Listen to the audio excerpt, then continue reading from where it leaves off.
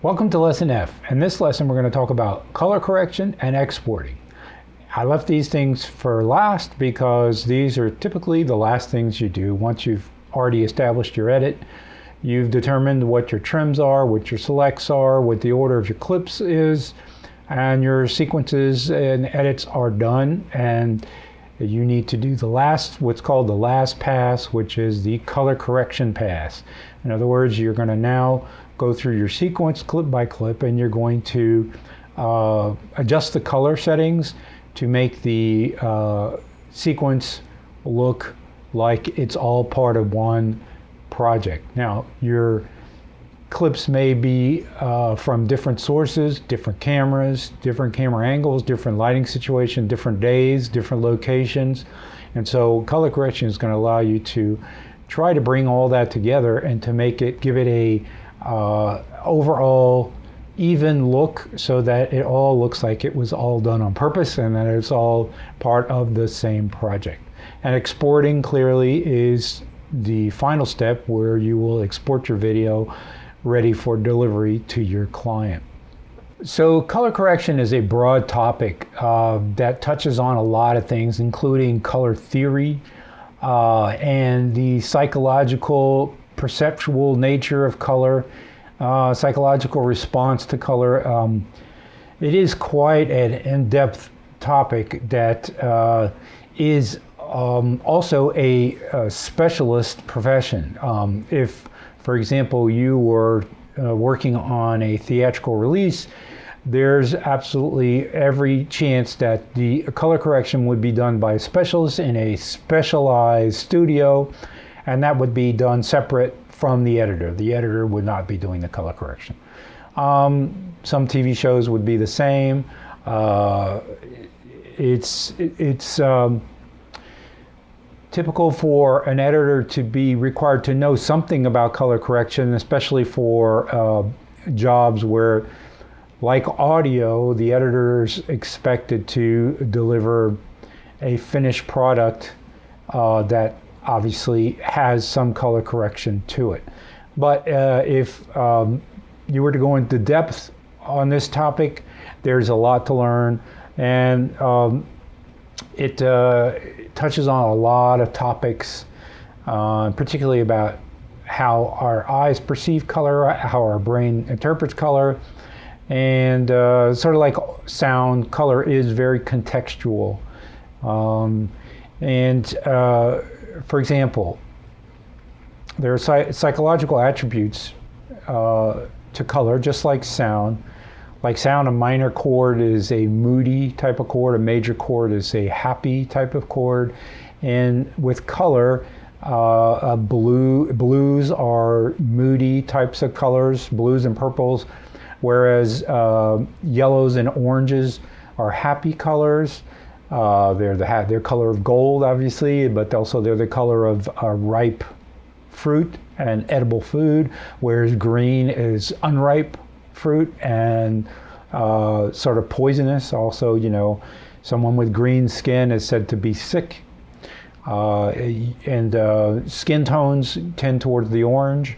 So an orange-like skin tone is a more healthy skin tone. A bluish-green skin tone is a less healthy skin tone. So there are psychological attributes that we connect with as regards to color. Color comes to us as a frequency vibration of the optical spectrum, which is the spectrum of electromagnetic spectrum that we can see. It's essentially the rainbow is the optical spectrum of light that we can see, and it's natural that color be presented to us as a circle, and you will see that in color correction we use color wheels because color sort of has a circular type of arrangement, whereas one color bleeds into the next until we come back full circle to the first color. There are basically two, this is color theory, touching on color theory, there are two types of color. There's primary colors and secondary colors. The primary colors are red, blue, and yellow. The secondary colors are purple, green, and orange. And so in video, the way the technology was developed originally, the primary colors are made from red, green, not yellow, red, green, and blue dots. Now green tends towards the yellow, but obviously it's not exactly yellow. But if you blend green with red, it tends to the yellow. And also there's another, obviously, factor to keep in mind, which is the amount of light. So when we're talking about video signals and color correction, we talk about two things. We talk about the color and the light. The amount, the saturation of the color, which is the relative amount of the different primary colors, and the amount of light, which is the whether an image is bright or part of an image is bright or dark. So those two things are called chrominance and luminance. But if you say those words in a studio, you'll get slapped across the head. People just say chroma and luma. They don't go around saying chrominance and luminance. It's typically just called chroma and luma. Or color and brightness, essentially same thing. But those are the two portions of the video signal that we're going to be paying attention to with color correction. The chroma is made up of three things, which is the, like I said a minute ago, the red dots, the blue dots, and the green dots. The green dots are the ones taking place of the yellow primary. But because we have light coming through the screen at us in terms of video, they are able to modulate that green to push it towards the yellow, especially by mixing some red into it. And then we have the luma, which is basically the amount of light coming into the signal. So that's some of the things that we'll touch on with color correction, but it is a broad topic. There's a lot to cover. There's a lot to learn about color that can be helpful. But as you'll see, using these tools, we should be able to get to a satisfactory result and deliver a good product for our client by paying attention to detail in the color correction stage of the delivery, which is typically the last pass. Sometimes, as you're building your edit, you might test out a couple of color correction tests just to see what the end result might look like. But typically the color correction is the last pass before the export. So that's why I'm doing it in Lesson F. So we're going to go ahead and open Lesson 13. What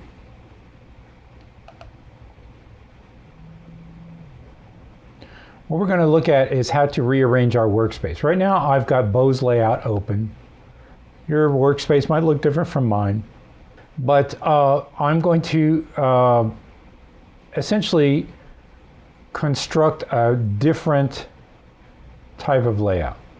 First of all, in the left-hand panel, I'm going to go to my window drop-down menu and look for something called Lumetri Scopes. And that's going to bring up something that might look like this, or it might look like this, or it might look like this, or it might look like this, regardless. This is essentially your vector scopes, what we call vector scopes. And also, by the way, what I'm doing is I'm right-clicking. I went to my window drop-down menu, got my Lumetri Scopes, and now I'm just right-clicking here inside the window to turn on Parade, which is this one, Vector Scope, which is this one, and this one, which is Waveform. So I'm going to turn off the Waveform, for example, and I'm going to turn off the Parade. This one is called the Vector Scope. I'm going to turn on the Waveform. So I've got the Vector Scope, the Waveform, and now last I'm going to turn on the Parade. I like to have the Parade at the bottom. But so you see, as you right-click and turn them on and turn them off, they sort of set themselves up in different positions here. I'll quickly go get a sequence, let's go get Jolie's Garden, hit a backslash, hit home. I'm going to select clip number 2, and so it's got this image because I've already done some work in this sequence, which I'll show you in a minute. By the way, go ahead and save your lesson as lesson 13, work in progress 1. I've already done that. So if I go back to my Lumetri Scopes now and select my clip, you can see that now I can see something going on in my scopes. So this is very important. We're going to be using these scopes quite a lot in color correction. So again, it's always a real estate issue. I'm going to lower my sequence timeline down. And typically what I'll do in my timeline is I'll shrink all the clips, and then I'll even go to delete tracks, delete any track I don't need, all empty tracks. So this timeline is very minimal because I really want to maximize this area here. I really want to see what's going on here. And then I want to see what's going on here, except that I am going to open up the Effects Lumetri Color tab. Now Lumetri Color is where we're going to be doing a lot of our color correction. So I'm opening up this Lumetri Color panel over here on the right hand side. My program panel does not need to be super big because it's really more reference at this point, but what does need to be big is the scopes and my color correction Lumetri Color panel. Now I've saved a layout that's similar to this. I like this layout a lot, and I saved a layout called Beau's Color Correct, which is very similar, as you can see. It just has a couple of more things in here. It has the effects control panel and the effects tab here. I'm going to put Lumetri Color first, effects second, and effects control last. But it's essentially the same, except that right here I do not have my scopes, which I'm going to go get right now. There are my scopes. And now I'm pretty much set up for my color correction workspace. I'm going to go ahead and save this layout, save changes to this workspace, and this is called Beau's Color Correct. I happen to like this layout. I don't need the media browser, the info tab, the metadata. I don't need all that stuff. I'm just doing color correction here. So what I need is my scopes and my Lumetri Color. When you're doing color correction, it's important to sort of work backwards, and this is also important at any stage in your edit. What you want to do is you want to find out what the client needs in terms of deliverables. Where are they going to be showing this video? Is it going to be online? Is it going to be on broadcast television? Is it going to be for a theatrical release? Is it going to be projected on a wide screen? Is it going to be on social media? These are all things you need to know because each one of those particular deliverables requires a different type of handling, color handling. So because they all involve different technologies. So it's an important thing to know. Broadcast television, for example, has very specific requirements regarding the levels, and I'll take you to your Lumetri Scopes right here. If you look in here, you can see there's a little scale that goes from 0, well, it goes -20 really up to 120. But broadcast television does not want anything below 0 and does not want anything above 100 typically. And these are called IREs. I'll put a little super to explain what IREs mean. It's just an engineering term. And this is how you measure the luminance, or the amount of light in your picture. And right here you can see, just really quickly, there's a lot going on down here in the bottom area. The further down you go, the darker your pixels. The further up you go, the brighter your pixels. Everything in the middle is the midtones. So there's a lot down here in the dark area, and there's basically 2 or 3 bumps here in the brighter area. Well, I can tell you right off the bat, these bumps are, this is the face of this actor, this is his shirt.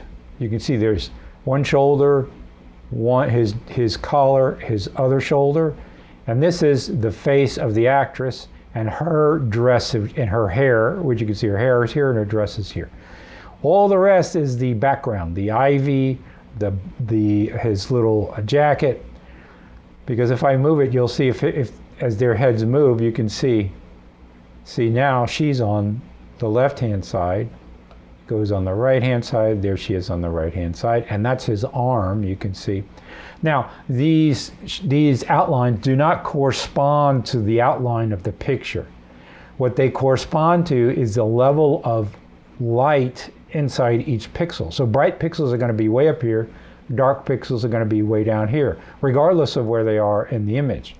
Although this is linearly the x-axis of the image, so they will fall in the relative right position of the image. It's just they will not form the same shape.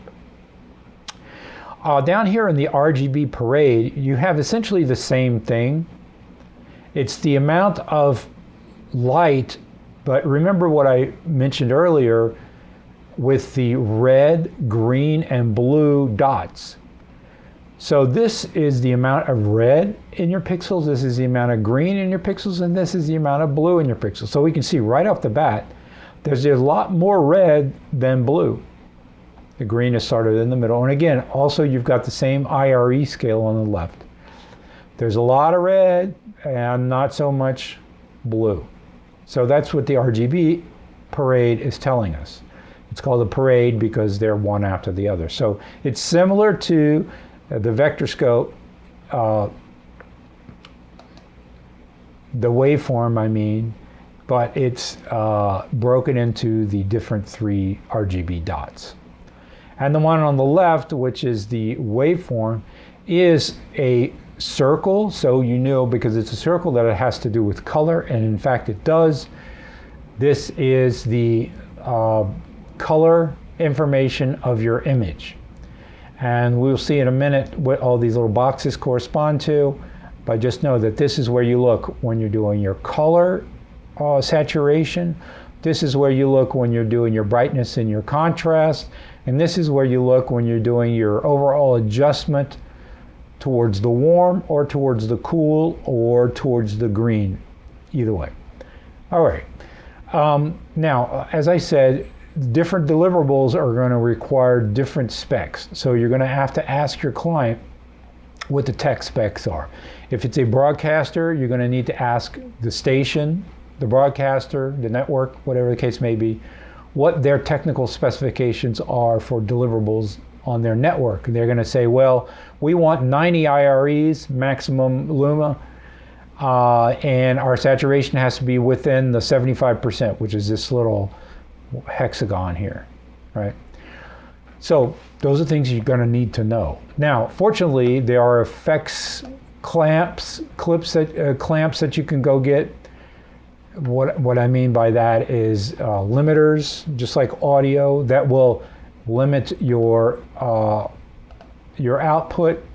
Here's a video limiter right here, for example. That will clamp down your levels to fall within a very specific area, which is what you might need in any particular case.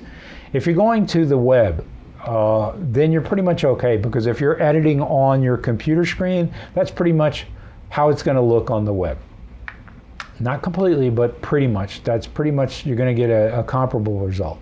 Obviously, if you're cutting a theatrical release, film to submit to a festival, something like that, you're going to ask the festival what their requirements are, and they're going to tell you. And they're going to tell you what the color space is, etc., etc. I'm not going to get into that. That's quite advanced technically, but just know that you should ask the client what their deliverables are and their technical color space deliverables are, so that you can match them. And as we go through our sequences and our timeline, I'm going to hit a backslash, and I'm going to go to home, and you'll see in my timeline right here, I've already applied a color correction, which is basically I've gotten rid of all my saturation here on my first clip. So before we do anything further on this, I'm going to just show you inside my sequence. What I want you to turn on is go to your sequence drop-down menu, and I want you to turn this on. Selection follows playhead. Or just make sure that you have it turned on. So that way, as you travel through your different clips in your sequence, which is what I'm doing with my up and down arrows right now, each clip displays on your program monitor and it displays in your scopes because it is automatically selected by your playhead position. So remember to turn that option on when you're doing color correction. Okay, so we're going to go over to the right here and open up the Lumetri color panel.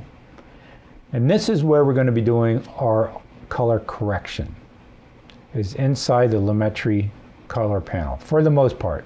There are some other things you can do, but for the most part, 90%, 99% of the work is going to be done inside the Lumetri color panel. So let's take a look at the Lumetri color panel. Right here, it tells you what you're looking at.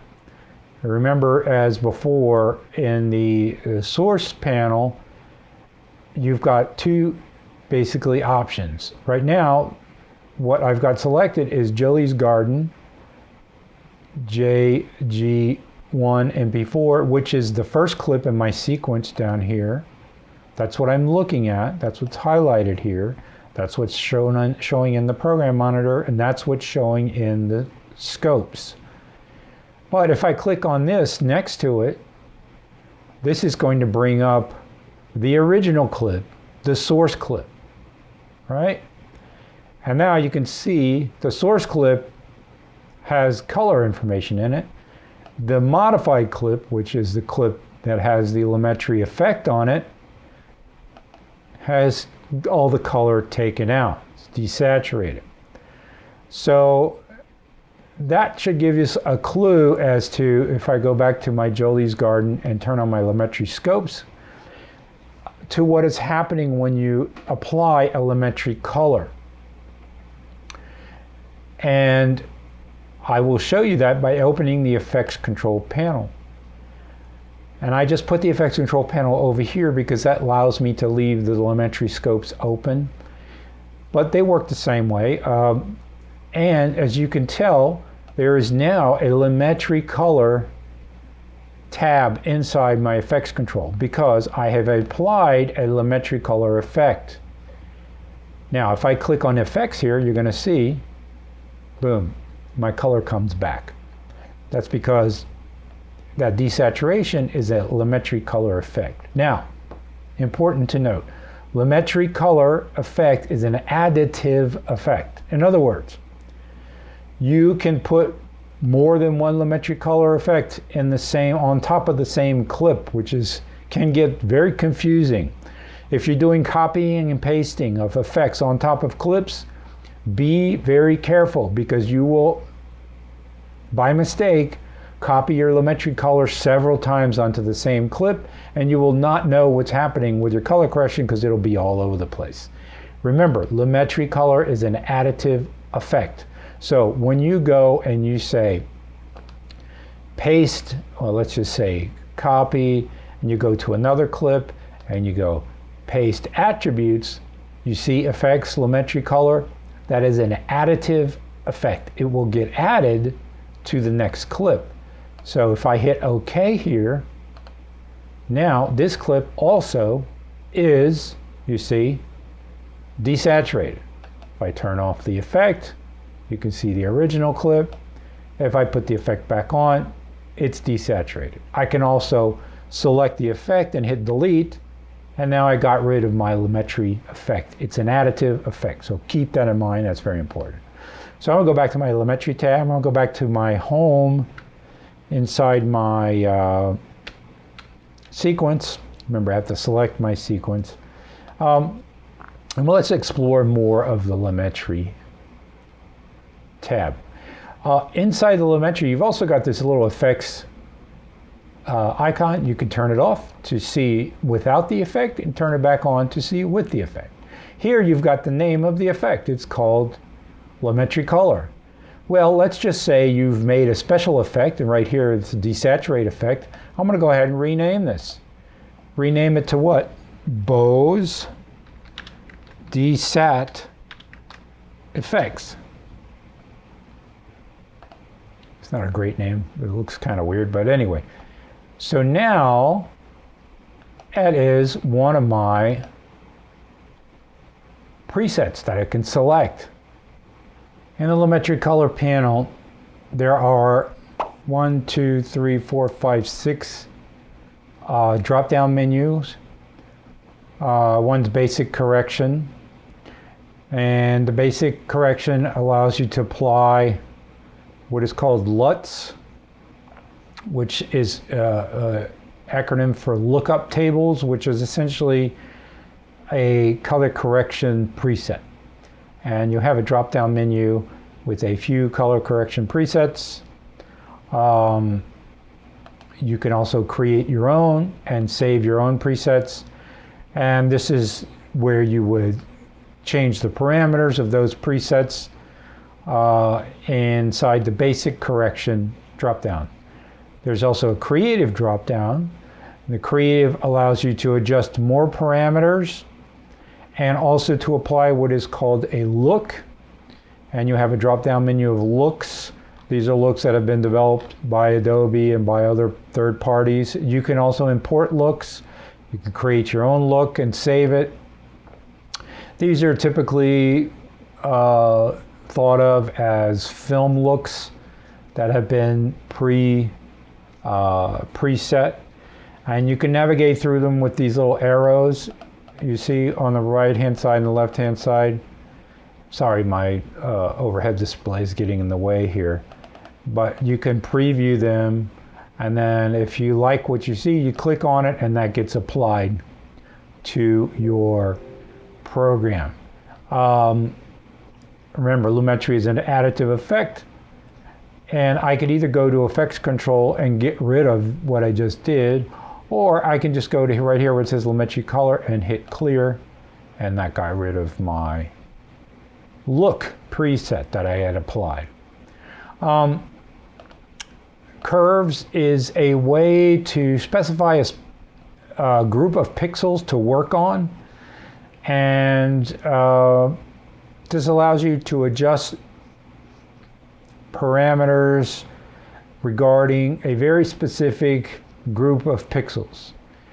And there are different ways to determine which pixels you're selecting, the hue versus the saturation versus the luminance, etc. And we'll get into that a little bit later.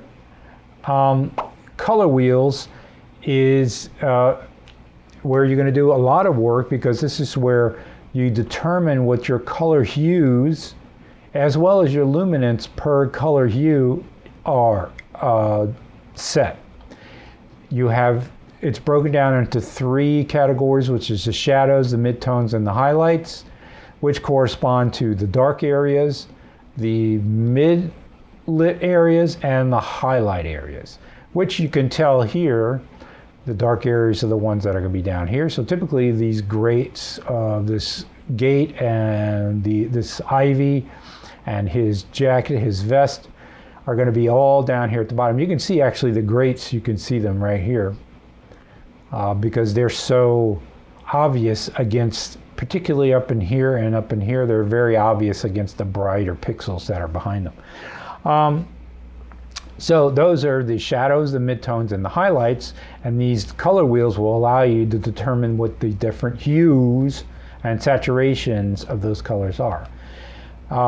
And the secondary HSL, Hue, Saturation, Luminance, secondary tab, what we have here is another color wheel and some other tools, adjustable tools, that will allow us to isolate an area of the image as per certain things that we determine and color correct that area specifically, which is why it's called secondary, because it's sort of like a secondary color correction where you go in, for example, his shirt sleeve, if you just want to color correct that area, this is where you would do it in the secondary, HSL secondary tab. Vignette is just an effect. I don't really know why vignette has been added to Lumetri Color, because it's sort of a gimmick. It's if I just push the amount here, you can see what's happening inside the image here. It's adding a bright vignette. If I go in the other direction, it adds a dark vignette. And just by showing you the bright vignette, you can adjust how big it is, how round it is, and whether it's faded out or not. So I'll show you this that's not faded out at all, so you can really see the difference. And that has to do more with, I don't know, that's a stylistic decision. I don't think it's particularly great. I think it's a fad that will have its day and will pass fairly quickly. So I don't know why they put that in here instead of creating it as a standalone effect. But for example, let's say you're like me and you're like, wow, that's not that great of an effect.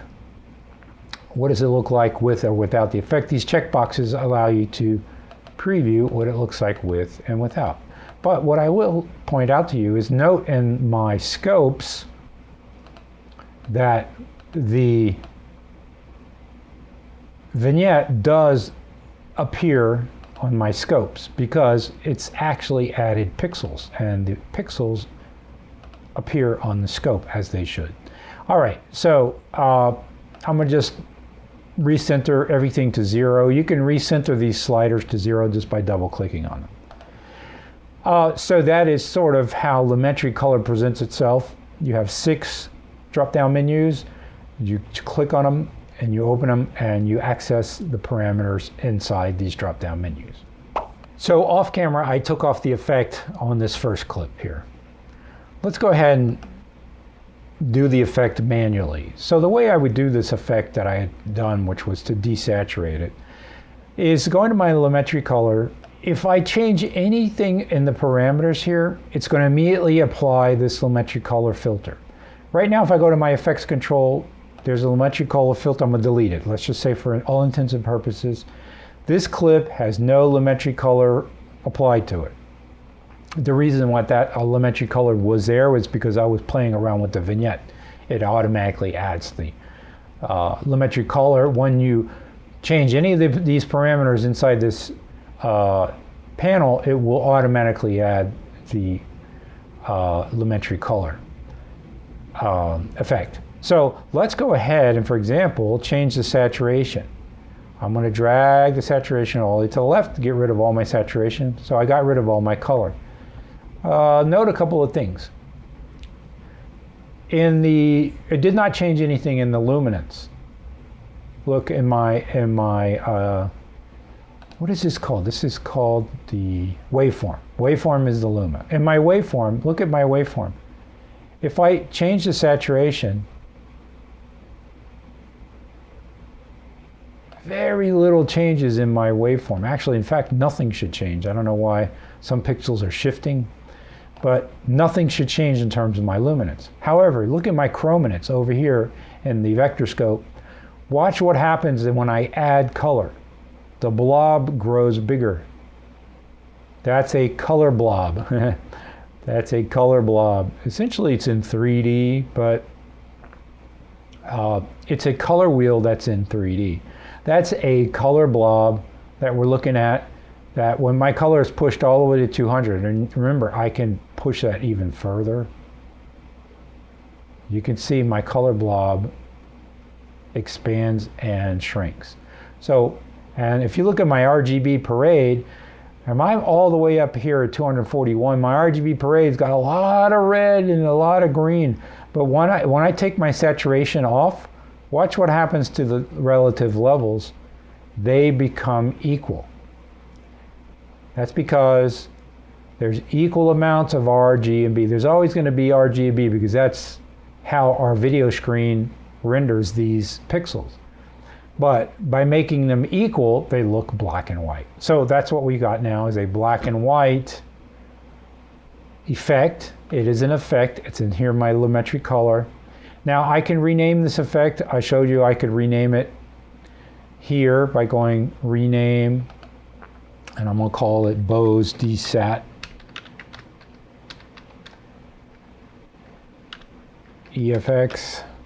Hit OK.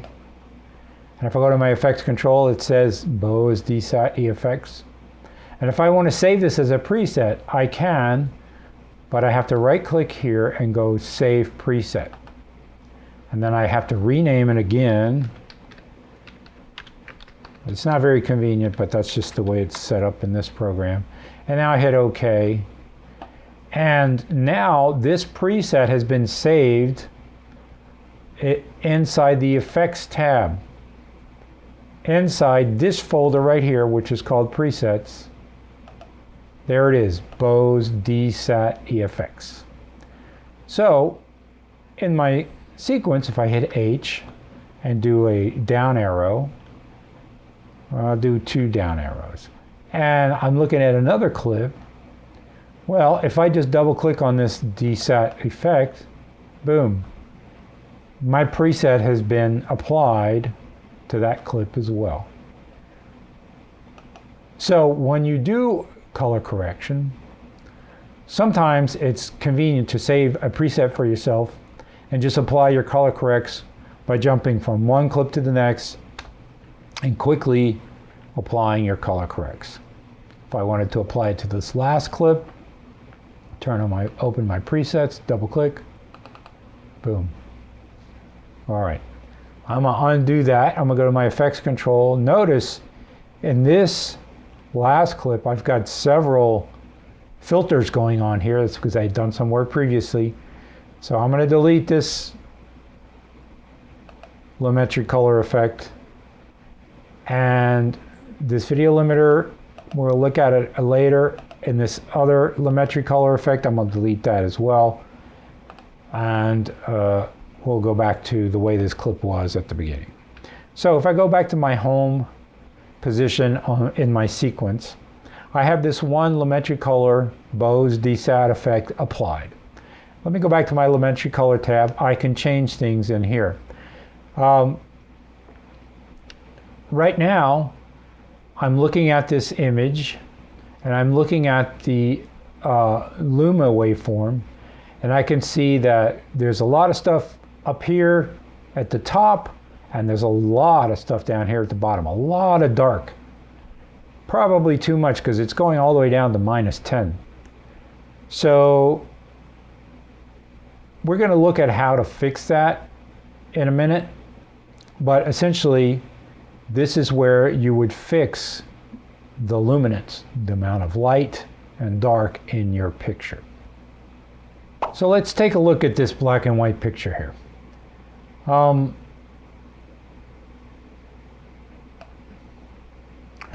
One of the things I would say right here is that all I did was take out all the saturation. I did not touch anything else in terms of the way this image is exposed. But there's a lot of contrast. There's a lot of deep darks and bright brights. And you can see that here in the waveform. What I want to do is I want to try to tame the levels. That's really kind of what you're going to be thinking most of the time, is you want to tame the levels. Unless you're looking for a very stark, contrasty look like this, of course. But let's just say we want to tame these levels. First of all, I think the highlights are way too bright, and I think the darks are way too dark because we're losing a lot of detail, especially in this area. It looks like his vest is blending in with the ivy, which is a little bit unsettling. So let's bring up the darks first.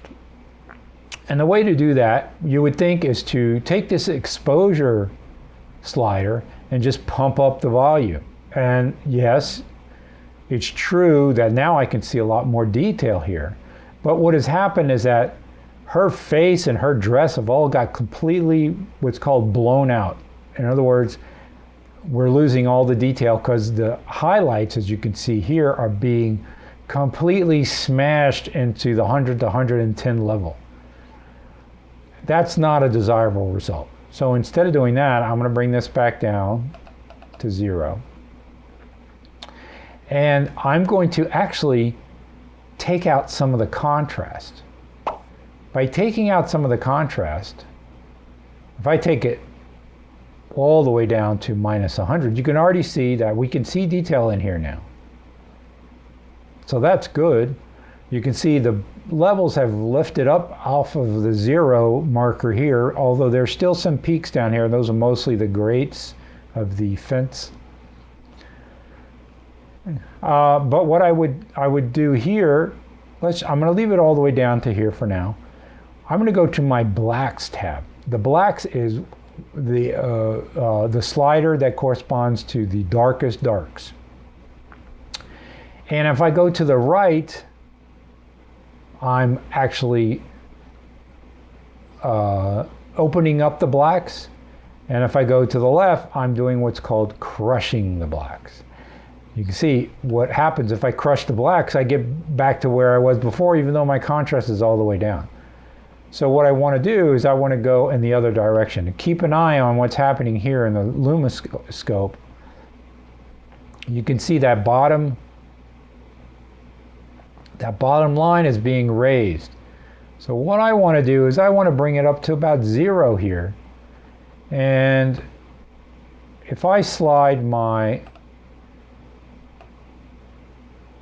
slider here, holding the control tab, I can slide it slowly and bring it up to maybe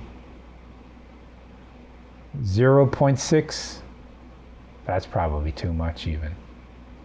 Maybe 1.2. That's quite a lot, but I'm going to just show you, because now we've lifted the floor of the blacks here. We can definitely see more detail in here. And now I can add back contrast. And watch what happens when I add the contrast. It's going to push this level back down. But I have a little bit more leeway here because I raised my blacks. So even though I push the contrast back down, I can see now the difference between the ivy and his vest was what I was trying to do. But my highlights are still way too high. So you could say, well, why don't you just pull down your exposure? Well, I could do that, but all that's doing is pushing everything down. That's not what I want. Exposure takes all the light information and pushes it down. Instead, I just want to take the highlights and push them down. So I'm going to just push the highlights down, and you can see, watch the difference. As I slide the highlight slider down, you can see all it's doing is taking these top pixels and dragging them down. Whereas if I take the exposure slider, it's dragging everything down. You see the difference? So the highlights, I'm going to just bring them down to maybe here so that they're underneath the 100 marker. And the whites kind of act the same way. They act more on a broader range of pixels. So you could bring the whites down and then push the highlights back up. But you can see what happens is that they get all smushed together there. So it's a little bit of a dance between the two sliders here. And you know, this is probably too much, but anyway, this is a better result in my book. I have more signal here. I can see the ivy, I can see the fence. I can also see this little fence that I couldn't see before right here. And because our eyes are adaptive, we probably can't really see the difference. If you look at it for a minute or two, you're like, oh, well, it just looks like it used to look. Well, this is when you have to do an A/B test of before and after. You go to your effects tab here, turn off the effect. Of course, all that's going to do is going to bring all the color signal back in. Now, I can't do a before and after, because if I do a before and after, if I turn the effect off, it brings in all the color information back in. And what I was just trying to illustrate was not the work on the color, because we have not done any work on the color. All that we've done is work on the luminance. So to illustrate the work on the luminance I've done, I'm just going to do a little bit of a workaround here just to show you. In this drop-down menu here, I have the Beau DSAT effects. I can add another Lumetri color. Remember, Lumetri is an additive effect. So if I add another one, here's another Lumetri color. If I go to my Effects Control tab, Jolie's Garden JG1 MP4 has the Lumetri color Beau DSAT effect applied, plus the new Lumetri color that I just applied to it. Well, I'm going to swap out the order of these. I'm going to put the new one first and mine last. And then I'm going to go back to my Lumetri color tab. And I'm going to select in my drop-down menu the new Lumetri color. But what I am going to do is I'm going to take off all the saturation as well. So if you go to Beau's DSAT effect, it looks like this. And even if I go to my other Lumetri color, it looks the same. And that is because of the order of these two filters. Remember, the order the filters are stacked in determines what the clip is going to look like in the end. So no matter what I do, I'm still seeing Beau's DSAT effect. But if I select Beau's DSAT effect here, and now I hit the on-off button, watch what happens in terms of the luminance of this clip. This is what the clip used to look like without the color information.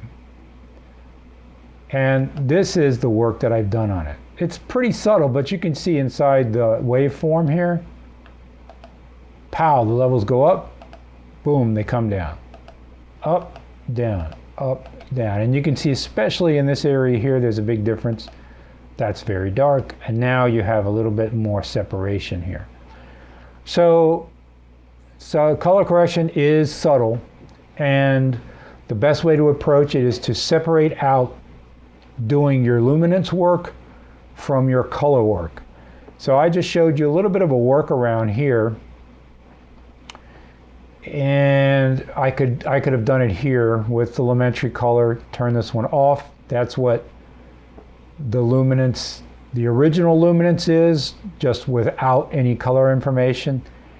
And then this is the new luminance, which I've adjusted to better separate out things in the image.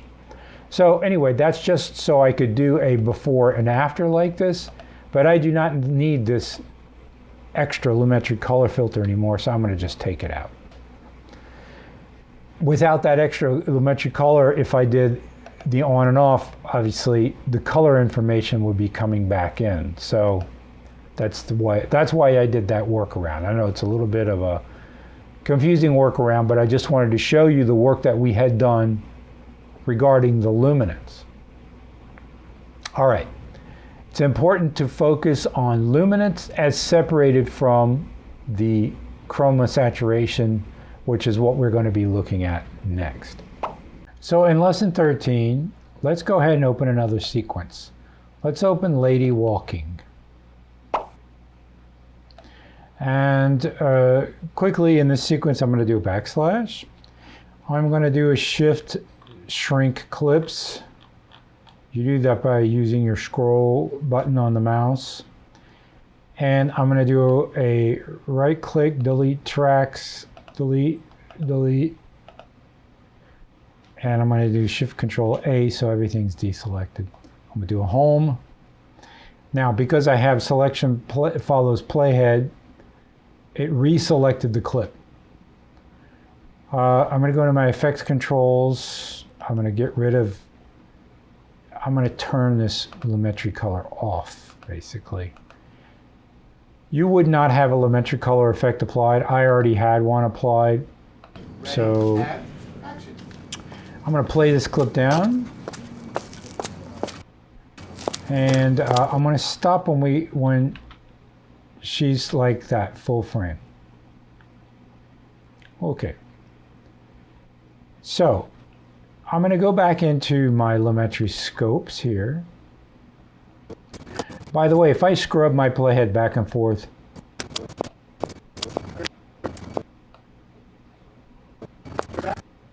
you can see the information update on the scopes. Sometimes you have to give the scopes a minute to reset. But right now, what I'm reading is there's a lot of information in the midtones between 20 and 8 and 70. This is where all the information is. There's not very many high brights, and there's not a lot of deep darks. So when I see a signal like this, I'm probably going to say to myself, well, we can improve that and give this image a little bit more definition. And what I mean by that is we can improve the range of brights to darks. So I'm going to go here and go into my Lumetri colors. And you can see, obviously, my Lumetri color effect is turned off right now. And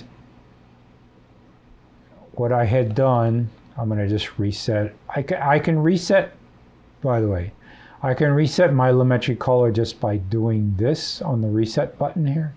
So now if I turn this back on, well, nothing happens. So that's because I hit my reset button. But if I do a Z, Control Z, and turn my effects back on, you can see I had actually made some changes. But I'm going to go ahead and reset that. So here we are, reset back to default. Now, the first thing I'm going to look at, like I said, is I'm going to look at my Luma signal. And I'm going to say, well, this is kind of flat. It's flat in the middle. So quickly, I can do two things. First, I can open up the contrast, which will help. But what I would rather do is give it a little bit more blacks. So I'm going to drag the blacks down. You see, notice that as I drag them back down, the bottom of this waveform sort of sinks, and that's what I want. I want it just to touch 0 here. And now I can improve the contrast by going in the other direction. And you see how that opens the middle? See how it opens the middle of the... See, this is flat, and I open it up like this. And I could, if I took the highlights and I pushed the highlights, all that would go up. The highlights are right here. You can see these two highlights on my scope correspond to these two highlights on our hair. If I push the highlights, all it's going to do is make this brighter. But it is kind of raising up some of the other levels as well. So I could push the whites as well. Now if I push the whites, everything gets pushed up. So what I'd rather do is push up the whites, bring the highlights back down so they don't go past 100. Bring my highlights back down, push the whites, and then crush the blacks some more. It's just called crushing the blacks when you push the blacks down like this. Increase the contrast, open it up some more. So now I've got a little bit more well-balanced image. If you take a look at the before and after, now your eyes are adaptive. They're going to get used to this new image. But if I turn off the effect here, you could see what it looked like before and now. Before and now. Before it was very smoky. You're losing a lot of detail in her face. Especially if it's moving, you're not going to get all that detail. And now I've restored detail in her face. So you get a little bit, especially around here, you're going to get a lot more detail. Then there it's all washed out. But here you can see her dress, you can see her face. Okay, so we haven't done any work on the color here. We've only done work on the luminance. Now, here's an area of the clip. Remember, color correction works in time. So it's not enough to color correct one frame. You have to look at the whole clip. And this is an area of the clip where Oh, we have a problem here because this black is going kind of low into below the 0. So now we're going to have to adjust it back up. And I'm going to just bring it back up just kind of like that.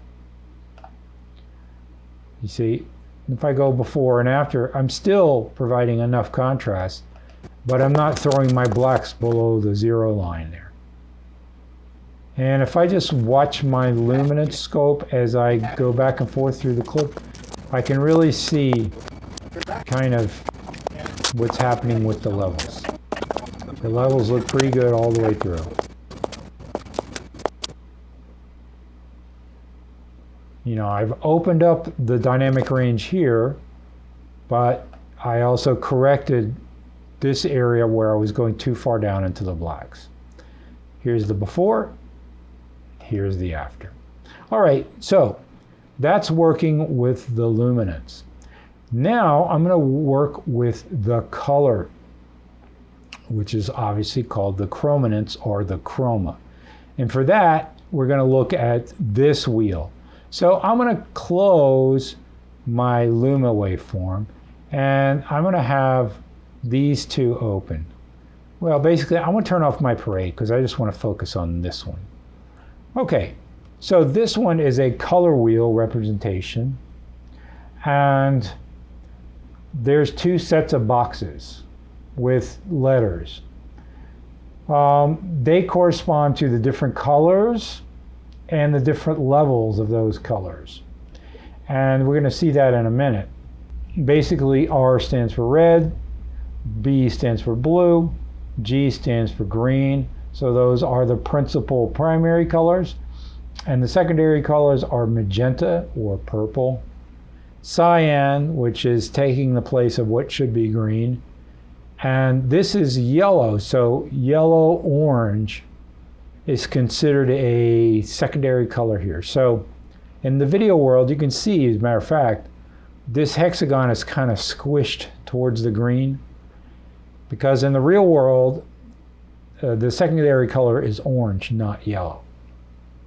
Now, up here in my basic correction, which I was just using a minute ago to adjust my contrast and my whites and my blacks, we're going to look at our colors. And we have two sliders right here at the top three, really. A temperature, a tint, and a saturation slider. So watch what happens if I take this temperature slider and I push it all the way towards the orange. Watch what happens in here. You see how that graph started pointing up in here to the orange? Of course, the image looks like a nuclear bomb just went off because everything's orange. Now watch what happens if I push it towards the blue. The scope starts pointing down towards the blue area. So that's your temperature. Warm, cool, warm, cool. Cool is towards the blue, warm is towards the orange. Now the tint is going to push it to the magenta, which is here. Again, nuclear explosion. Or towards the green, bad seafood day. The green is down here on the left, the magenta is up to the right. So these two sliders, they go basically between the green and the magenta and between the orange and the blue. Of course, you can combine them for really crazy looking effects, but let's just reset them both to 0. The saturation, all that's going to do is that's going to amplify the signal we've already got. Now watch what happens with the saturation. You push the saturation, the signal gets amplified. If I take the saturation away completely, the signal disappears, because that is the amount of color in the image. Obviously now it's black and white image. Let's bring this back to the middle. So what I would do to color correct this image in a nutshell is to push the saturation a little bit just to get a little bit more color in here. And by looking at her, I could say, well, she's a little bit greenish yellow, and you can see that by looking at this scope where it's pointing towards the yellow over here. I would rather have her more of a natural skin tone. Well, this line here and this waveform scope is the skin tone line. So if you want skin tone, you need it to fall somewhere closer to this line. So I would say probably pushing the temperature more to the orange is going to bring this more in line with the skin tone line. So let's do that. It's kind of doing it, but it's kind of pushing it up in this direction. I want to push it over to that way a little bit more. So let's take a little bit more magenta and push it over here. Well, that kind of put that on the skin tone line, but look what it did to the background. Now the background's all purple. So maybe while her face looks okay, the background doesn't look okay. So I'm going to undo that.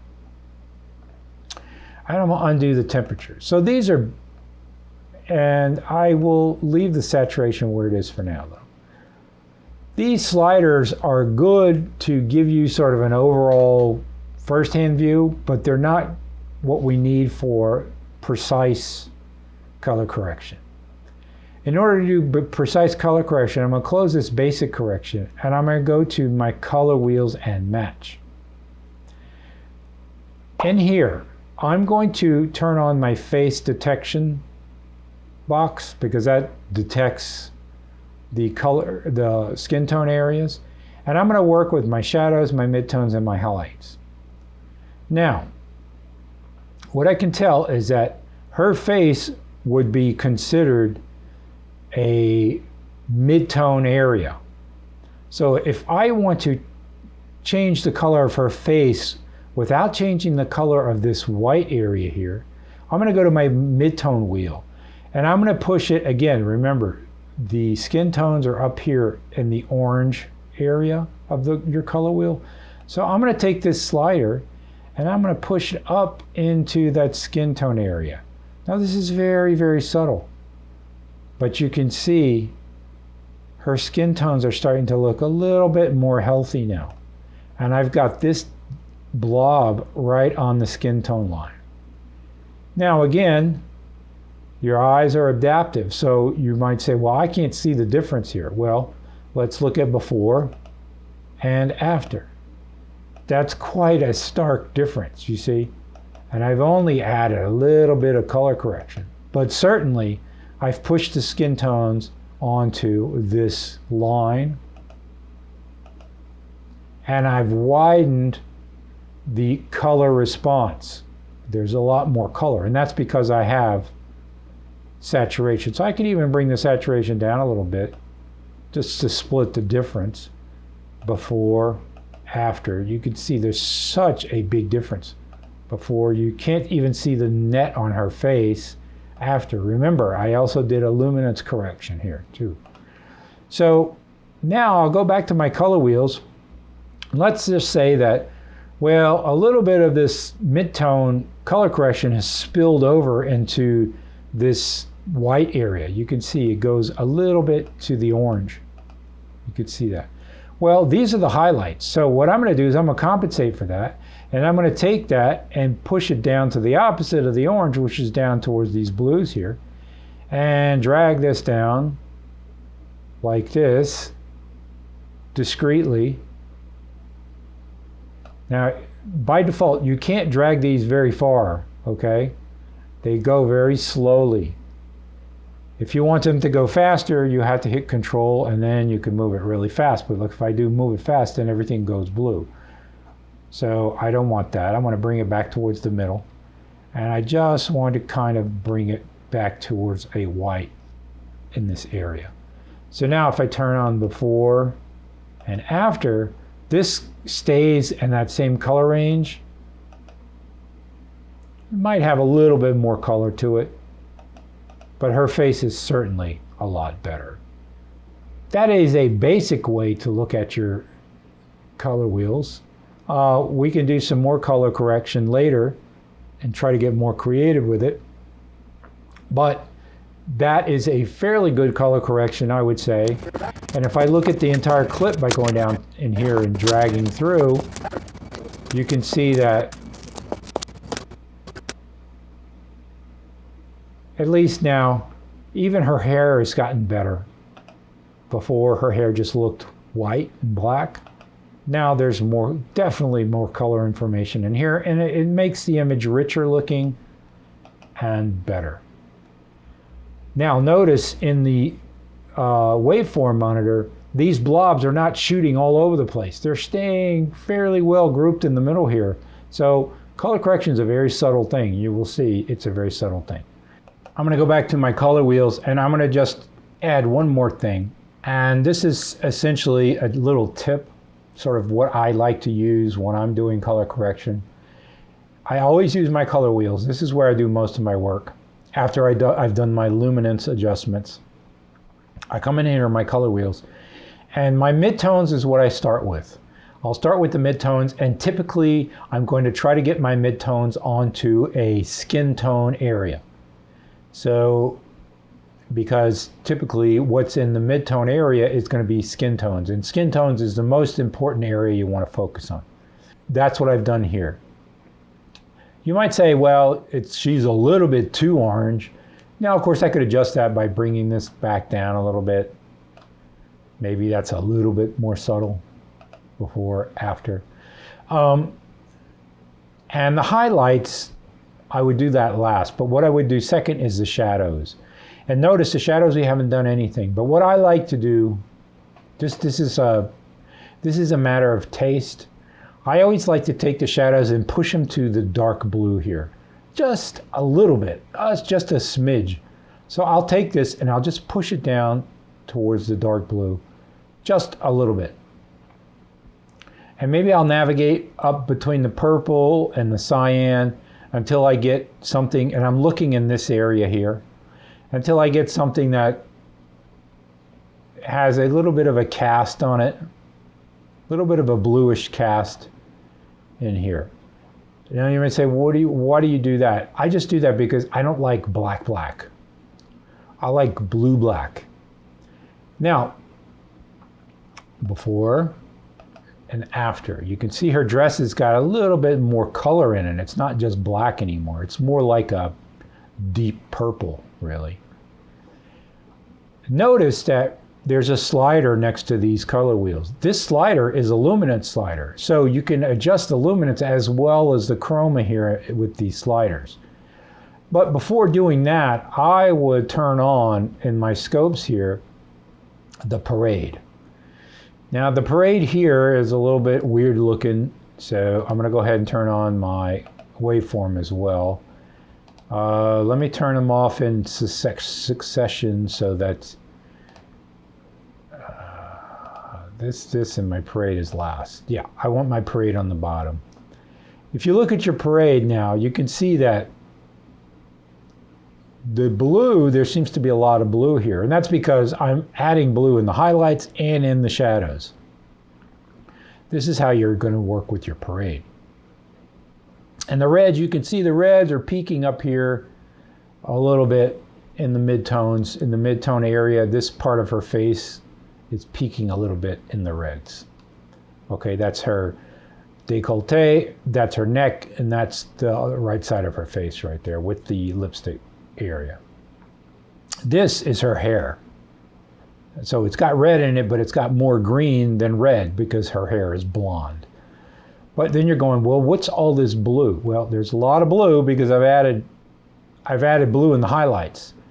Now, if I take this blue off, you'll see this RGB, this blue come down. You see, if I slide the blue back towards the middle, you can see the reds go up and the blues come down. This is where you would adjust this. And as well, in the blacks or the shadows, if I put the blue up, you can see the blue gets adjusted as well. I'm still going to kind of leave it here because I like this. This is maybe too purple. Like this. I like this color correction. I think it's pretty good. Before, after. I think the after is a lot better. And I think what I'm going on mainly is her hair and this side of her face. I think you can really see a lot here. And this is how you can use the RGB parade to adjust things. Now, Why I turned on the RGB parade is because I want to show you these luminance sliders next to my color wheels. Now let's say these shadows, okay, they're blue, but they've kind of come up a little bit in value. I can take this slider and watch what happens to this blue waveform as I slide this down. And I can make these dark areas darker. I'm pushing it down. Now, I don't want to go too far, but I've made this darker. Before, after. And I can make my midtones, if I make my midtones a little bit brighter, I might bring up some of this area a little bit. I have to be very careful here, but I could push in, you see, if I push in the midtones, I'm going to bring up her face a little bit, or bring it down, make it dark. But I probably want it somewhere in here. Very subtle, not a lot. And if I really wanted to make it more contrasty, well, I could blow out the highlights by pushing these way up like this. And notice it's really only affecting the background, because that's really what the highlights are. So before, after, before, after. I'm looking at my Lumiscope, and my Lumiscope's okay. Still, I have a little bit of stuff, this stuff here hitting the 100, and my blacks could still go down, so I could still take this slider and push it down a little bit more, maybe even to here. And you see this nice, rich black blue that I'm getting because I added my blue here. I like that a lot. Before, after, no comparison really. After is just so much better. And this is the shot as it's playing through in real time. You see her face is still a little bit dark, especially in this part of the shot here. So you could maybe push up the mids a little bit right here. Just a little bit, be careful. And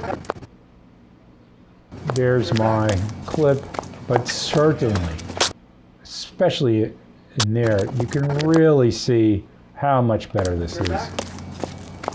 Before, just looks green and gross. And now, with the color correct, so much more depth to this image. And notice I do have quite a lot of saturation here. That's sort of my style. I always tend to push the saturation a little bit. And what I'll do is I'll push the saturation, do my correction, and then if there's too much saturation, I'll step it back a notch or two. I'm really happy with this result. So I did my luminance work here first. I spread out the range. And then I went in to do my color wheels, my chroma work, and I readjusted even the luminance a little bit more to obtain this really, really nice color correction. Okay, looking at my scopes here, you already saw that if you right click, you can rearrange the order of the scopes, etc. There's some presets that we want to look at here. Obviously, you can just hit the presets and it'll automatically go to the different presets. Obviously, I don't like that one. I like the parade at the the parade last.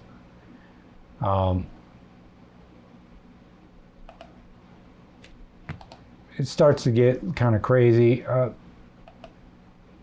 This is the one I like the best. It's sort of the way I'm used to working with scopes.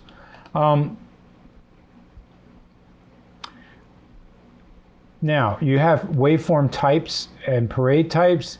If I go here and turn on YC, it's going to give me this other information inside my luminance scope. I really don't want that. And I don't know why they did that. If you turn on RGB, it even gets more complicated. I just like my luminance scope to be luminance only, because I have color information elsewhere. So I'm not going to mess with that. YC, same thing. You know, this is the waveform right here. So I just leave this on Luma. Your parade, you can have YUV, which is, now you're looking at yellow, magenta, cyan. Well, geez, I would rather you look at, these are the secondary colors. So sometimes that's good to compare, but really what you're working with is RGB. And I guess RGB in white, that takes the color information out of those waveforms. I just don't really know why you would want that. I'm gonna just leave it like this. Okay. Oh, and so your monkey wrench brings up the same menu. But what we're gonna look at now is color space. So color space, this has to do with what your deliverables are. And I would say for the most part, you can just stay, if you're delivering for the web, just stay on automatic. You're not gonna have a problem. If you're delivering for broadcast, you're probably gonna use Rec 601 or Rec 709. 601 if you're going to standard definition, 709 if you're going to high def. But you're gonna need to get the engineers at the station to tell you what they want. And your producer, that's their job. Make the producer work, that's their job. Place a phone call, dear producer, to the broadcaster, find out if they want Rec 601 or Rec 709. And you would just set it here. And it does work in the background just to set you up for the proper monitor readout. But I'm gonna just leave this on automatic. These other ones are for real high dynamic range. We're not gonna deal with that right now. Okay, now, so we did a really nice color correction here, but I wanna show you something else. I'm gonna go to my project lesson and I'm gonna load up bars and tone. Now, bars and tone look like this. You can go get bars and tone simply if you open your project panel and you go right here to new item, bars and tone. You click on that, it's gonna open up your bars and tone. There they are. I'm gonna select my sequence. I'm gonna go to the end of my sequence by hitting end, and I'm gonna hit period to essentially drop my bars and tone into my sequence. I'm gonna hit backslash. I'm gonna do an up arrow, and now I have my bars and tones loaded at my playhead position in my sequence. Now I'm going to my Lumetri Scopes. And again, sometimes you have to reload this. So I reloaded it to make sure that I got everything correct. Now look at what's happening in my scopes. This is what bars and tones are for, ladies and gentlemen. It tells you exactly how your scopes are calibrated. So let's look at one thing at a time. I'm going to turn off the vector scope. I'm going to turn off the parade. In my waveform, the brightest bright is on 100 exactly. That's this box right here. Okay? The darkest dark is on 0 exactly. That's this black right here and these black bars here and here. There is one black bar that is below 0, which is this black bar, which your eyes probably can't see, but is there. That black bar corresponds to what we call super black. Super black is black that goes below 0. It used to be used for pulling keys. Now it's not so useful anymore because we have alpha channels. In the past, we did not have alpha channels. That's what super black was used for. I'm sure there's other uses that an engineer could tell you about, but I don't know what they are. These steps correspond to our colors, which are nicely arranged and dynamically going from this gray to this gray. And they step up in luminance and step down in luminance. So this chart, luminance-wise, and this is a, right here, you see this gradation here from the dark to the light? That's what this line is, because it goes from dark, from 0 black to 100% white. 0 black to 100% white. This bar is gray, gray, gray. That's this bar right here, gray. All right, that's the Luma signal, but really what we're looking at here, besides the fact that we're looking at make sure our signal goes from 0 to 100, what we want to look at is we want to look at the color. So I'm going to turn off my waveform and I'm going to look at this. One thing I can do in my presets, or where is it, my brightness, I'm going to turn my brightness on to full, as bright as possible. Now look at my color wheel, what's happening. This is what this image looked like, and this is what my color bars look like. My color bars are dropping a dot in each one of these boxes because specifically this red is red, this magenta is magenta, this blue is blue, this cyan is cyan, this green is green, that yellow is yellow, etc. Now, however, notice that there's another dot here. Well, that's this yellow. This yellow is 75% yellow. This yellow is 100% yellow. This red is 75% red. This red is 100% red. That's why we have these little colors out here on the borders here. It's important to know the difference between this cyan is 75% cyan. This cyan, however, is 100% cyan. This yellow is 100% yellow. This blue is 100% blue. So you see, that's what these boxes correspond to. These are, if you ever want to reference your colors, go get bars and tone, and you will know exactly what a red is supposed to look like. Now, I can prove that to you by going into my effects control, going to my opacity panel, opening that up, and creating a mask. Remember the mask? We created a mask in an earlier lesson. I'm going to create a mask, and watch what happens if I make this mask only as wide as one of these colors. Obviously, you can imagine what it is I'm trying to do. You only see green. Move it over to here, you see cyan. And as I move my mask, watch what happens in my vector scope. You see how each color pings on its proper box? If I go down here, you'll get the hot red, that's called a hot red, and a hot blue. You never want to go above this area. If you push this, now I could push it, watch. If I go to my Lumetri color right now, and I take my saturation, and I pump up the volume,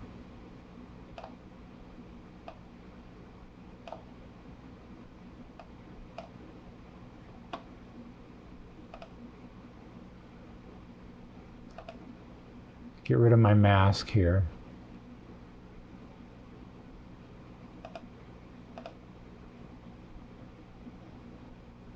You can see I've got yellow that's banging against the top of this box here. I've got blue over here. I've got red that's banging on the top of this box here. It actually won't even let me push these colors out any further inside the Lumetri panel. But that's already too hot. That's too hot. If you bring them back down, you see, there they are. You can see the little dots now as I move the slider.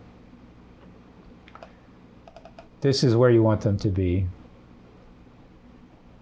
at the 0 position. Or I guess this slider calls it the 100 position, whichever. That's how you can determine how good your colors are. If you want to compare it against the color bars, that's always a good idea. This is your reference right here. Don't rely on your eyes alone. Rely on the tools that you have here, your vector scopes and your color bars. Okay, let's go open another sequence called Skyline. Again, real quick, I'm just going to right click here, delete extra tracks. All right, so we're looking at this shot of Seattle. which is a time lapse that gets darker as it goes. Let's go ahead and look at our scopes. And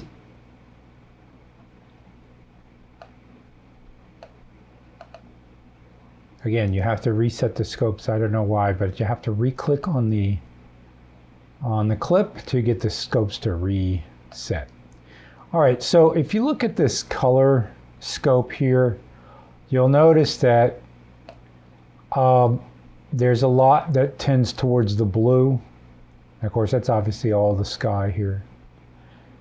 But there's a little bit of a flare up here towards the red, which is this light here. And I can illustrate that if I go to my effects controls and I open my opacity and create a mask.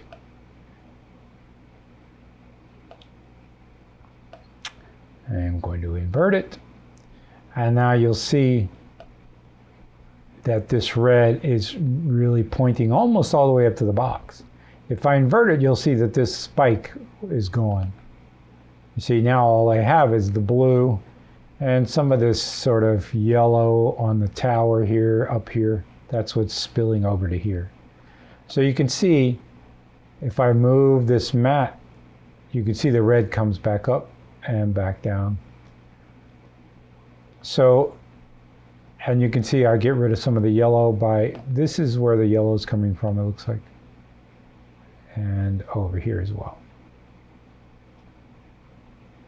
So this gives you a good read on where some of the color comes from in the image and how it shows up on the scope.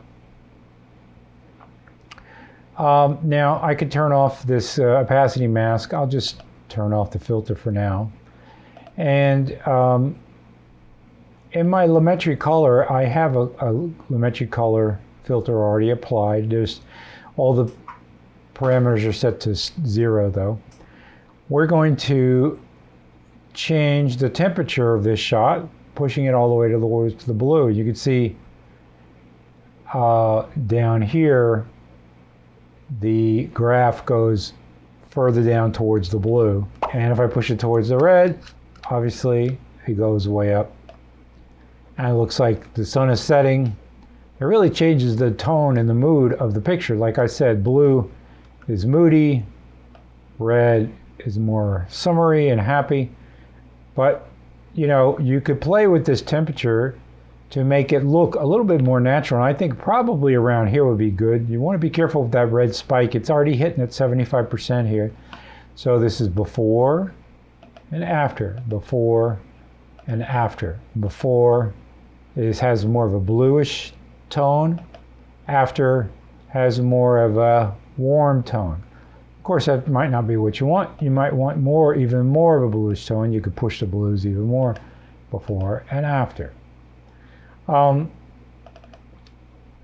tint will work in the same way, except that this is going to give you more magenta, and you'll see the magenta push up there, or more green. Typically, this is more of an overall shading where the temperature determines whether the image is warm in nature or cool in nature. Now, if we look at the RGB parade,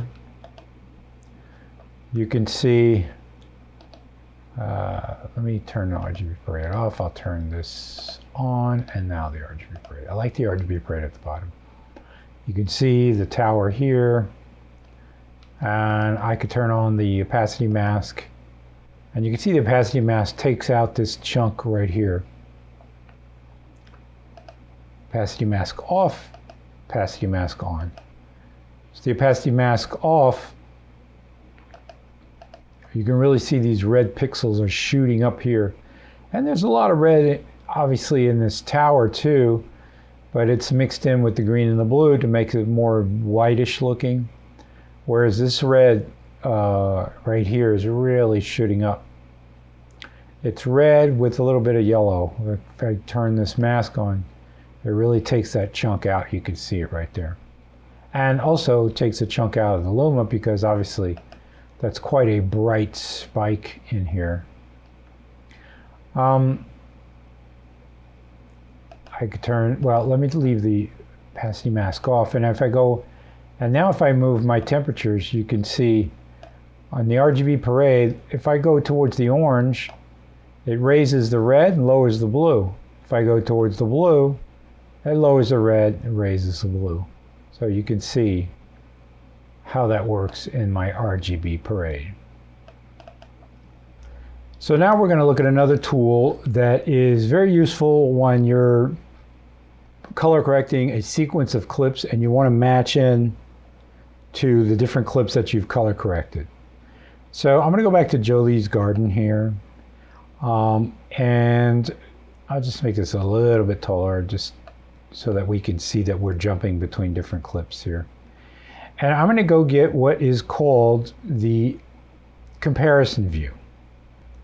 I need to select my monkey wrench and go up here to comparison view.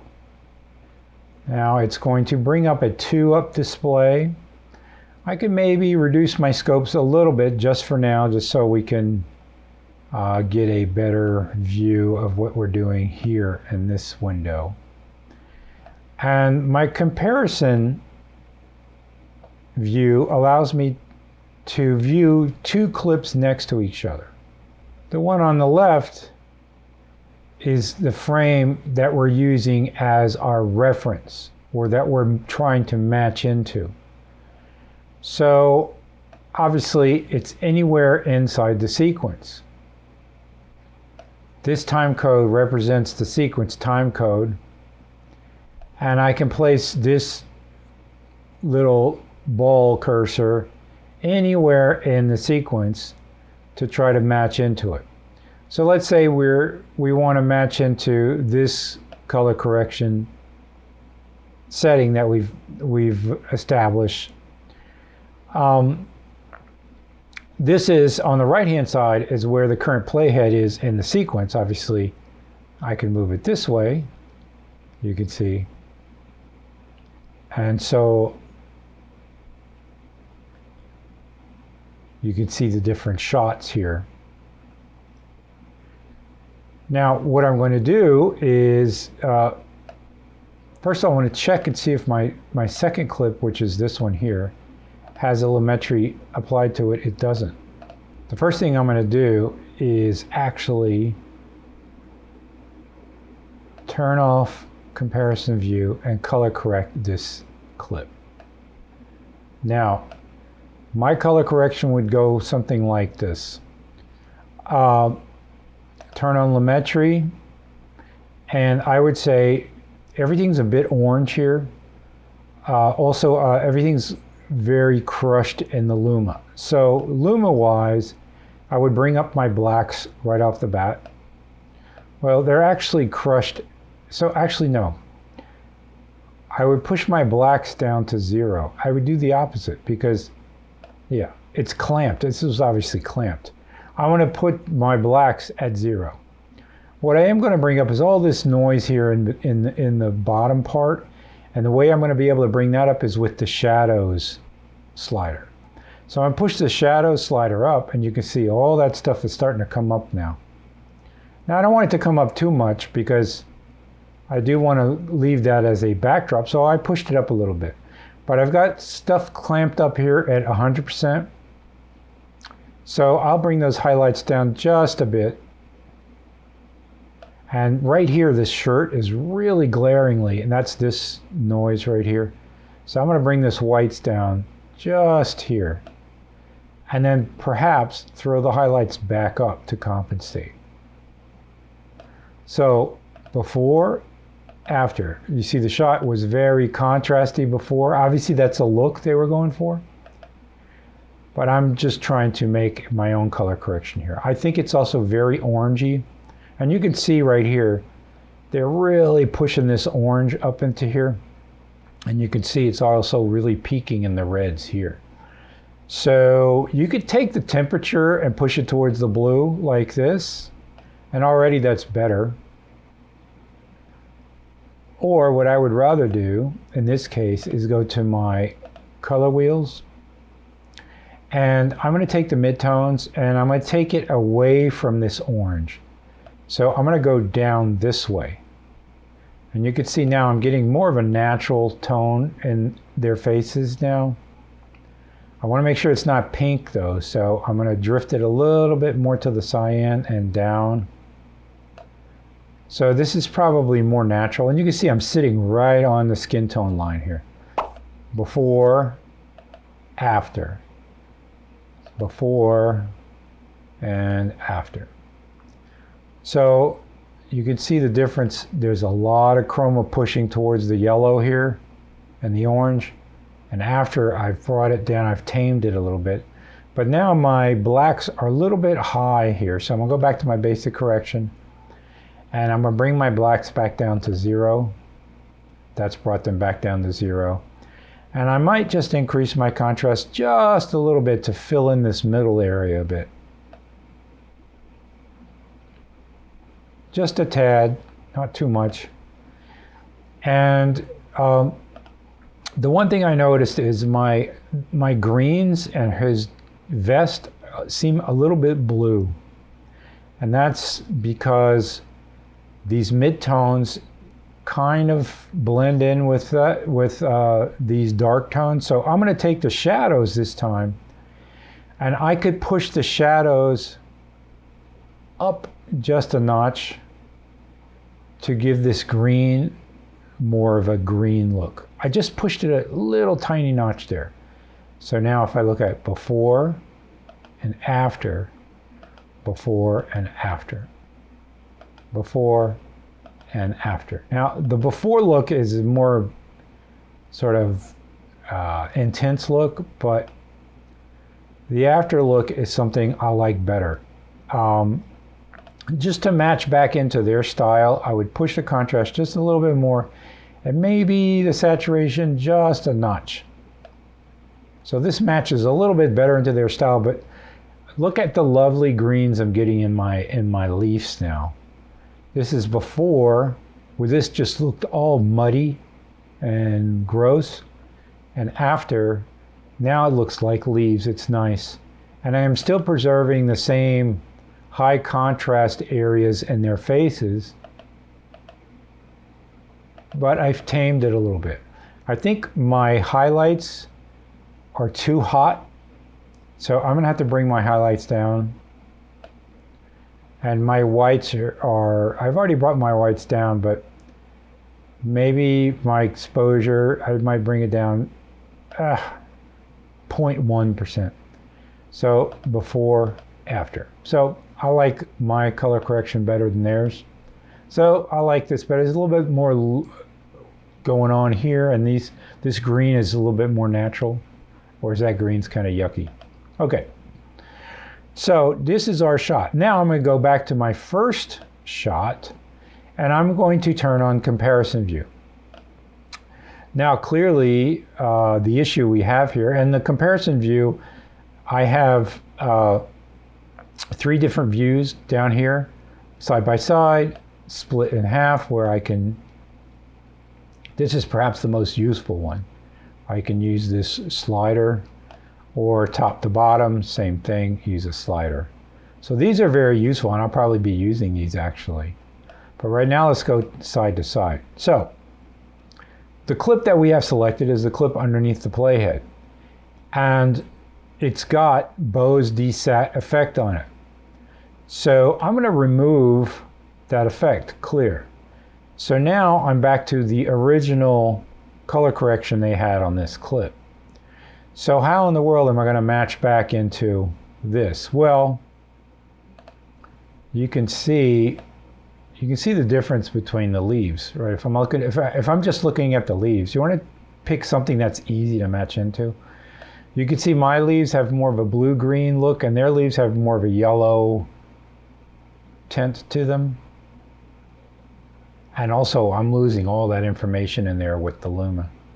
Well, one thing I can do, of course, is I can copy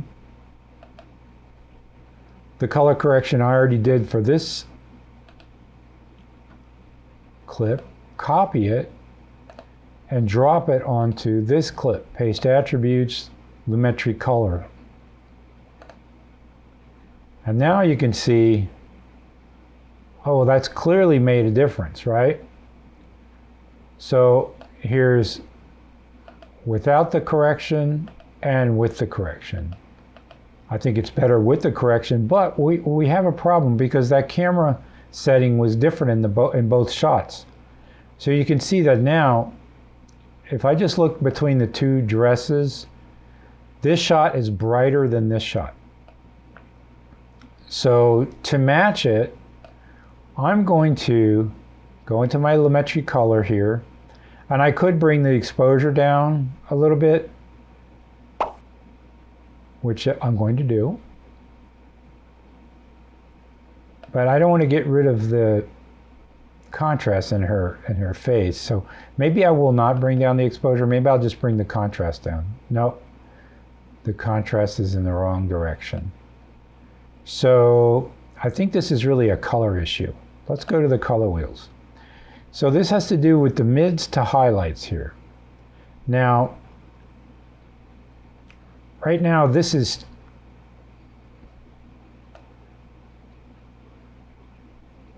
I would just bring down this slider like this. Maybe even a little bit more. Now that matches better into this shot. If I compare the two greens on either side, they match a lot better now.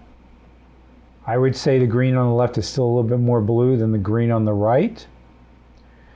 So I'm going to bring my shadows down.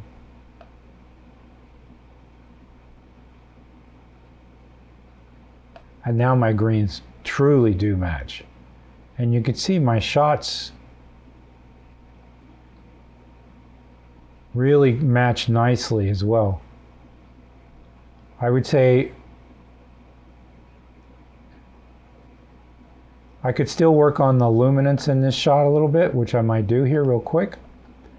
In this shot, I would say there's too many shadows, so the shadows are way up here, and the blacks are right here.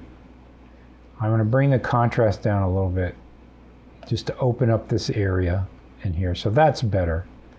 And then if I go to my contrast shot,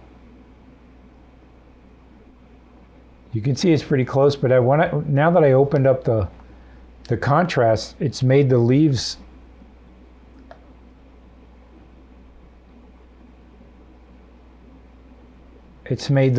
more cyan. So I have to go back to my color wheel, and I have to adjust the midtones away from this blue.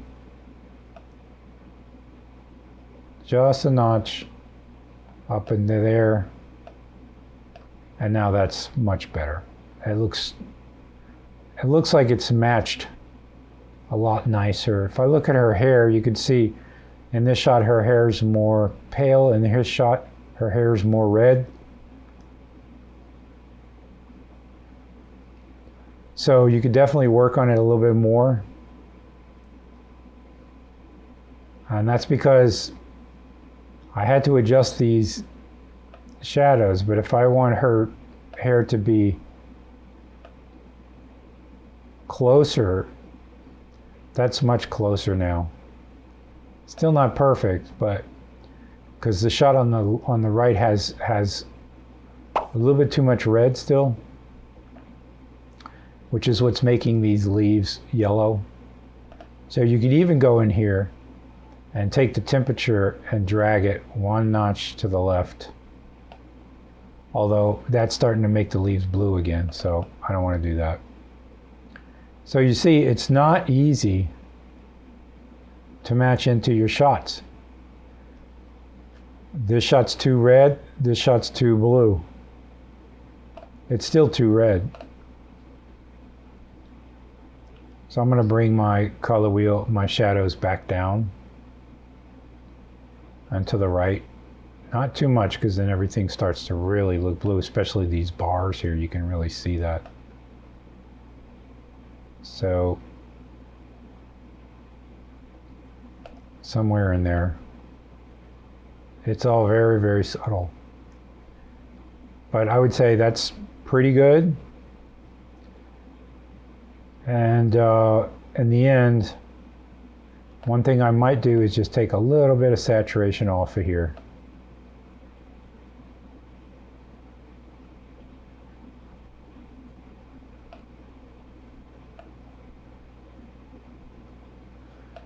That's going to be a little bit too much.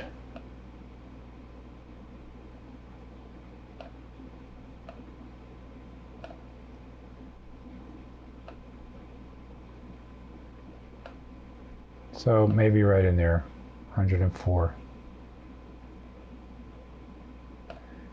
Let's take a look like this. This image is still more red, has more, I mean, it's so close though. So I'd probably leave it at that. Maybe put a little bit of color back in here. But it's fairly close.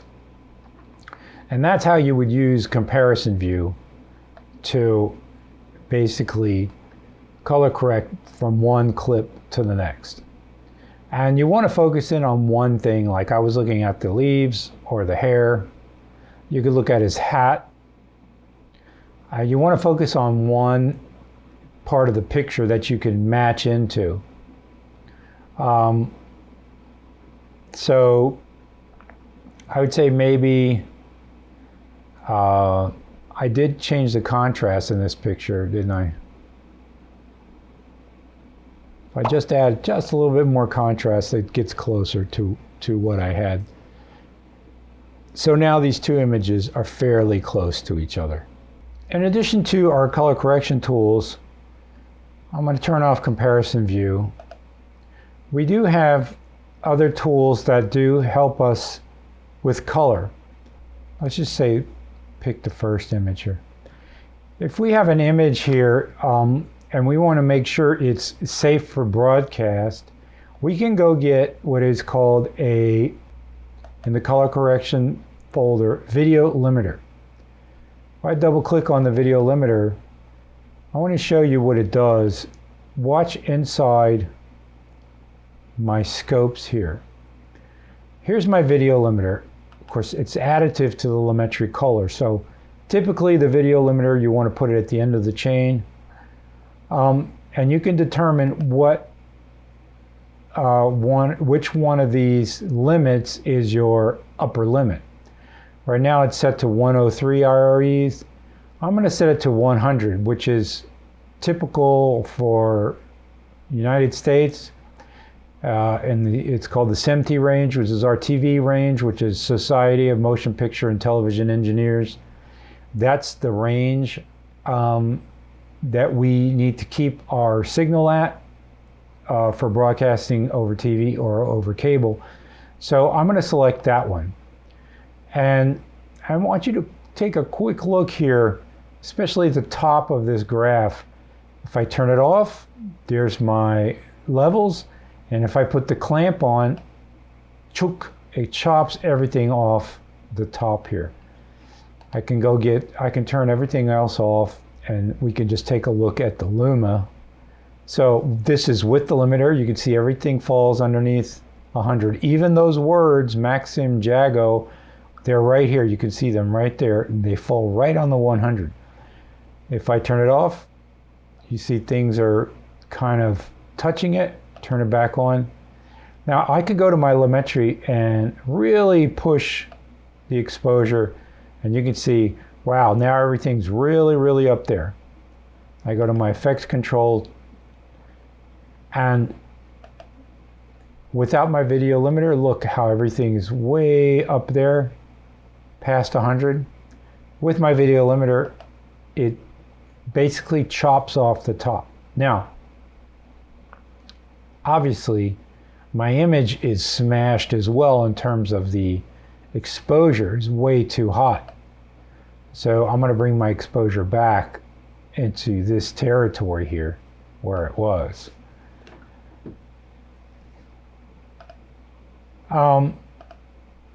Now, if you turn on this gamut warning box right here, whatever's in purple right here will show you what is considered hot, or in other words, what is hitting the 100, this level right up here.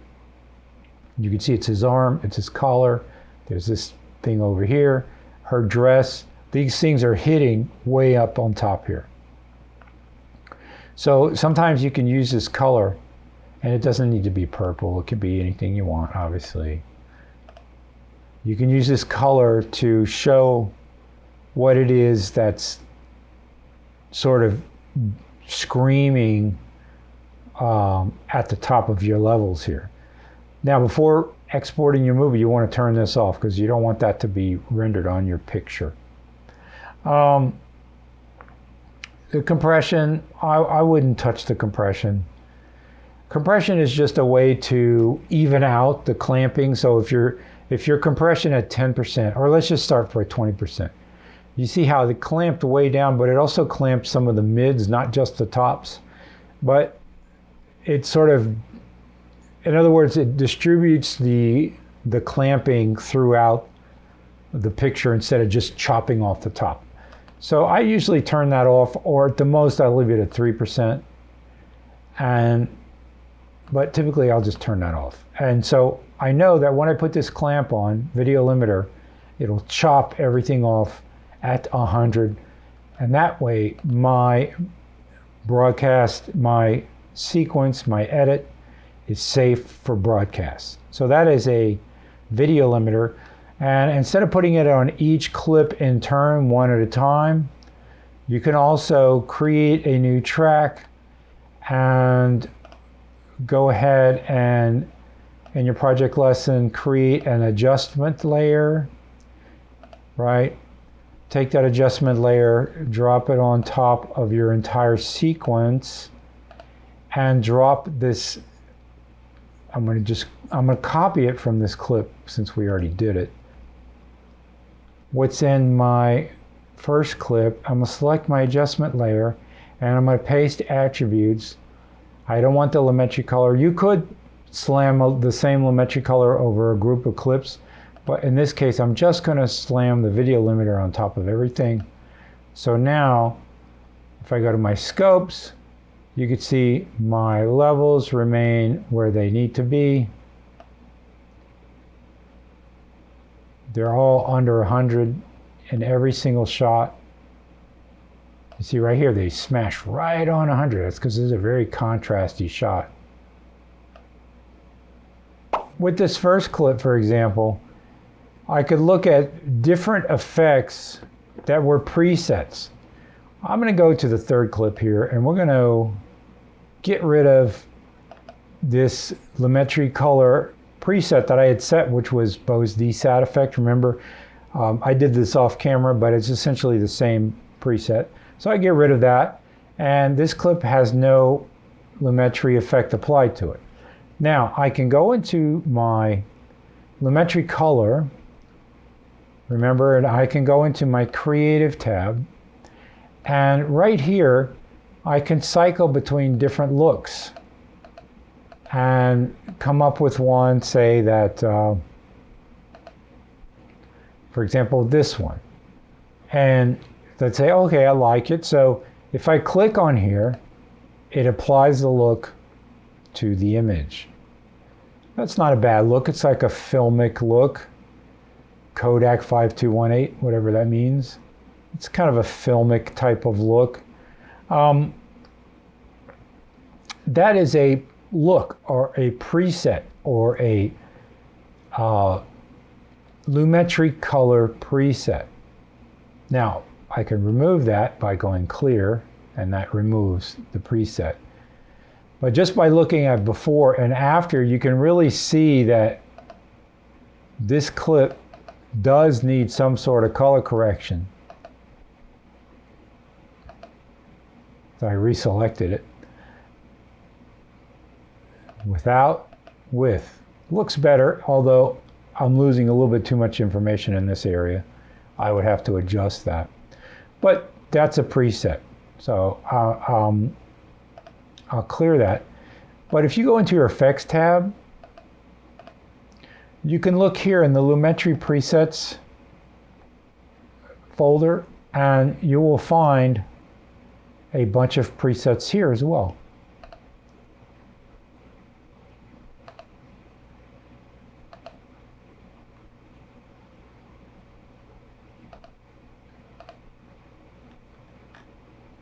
What's this blue cold universal? Double click on that.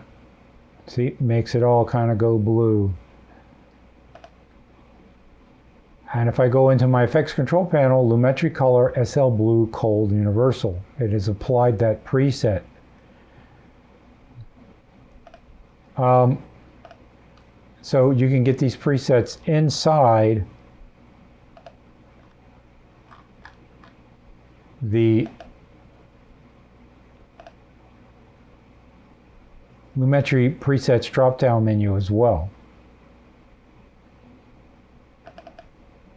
Now notice I just put another preset on, faded film. If I go to my effects controls, look, I've got 2 Lumetri color filters applied because Lumetri Color is an additive filter. It will keep adding Lumetri Color filters one after the other as long as you keep on adding them. So it's something to pay attention to when you're doing color correction.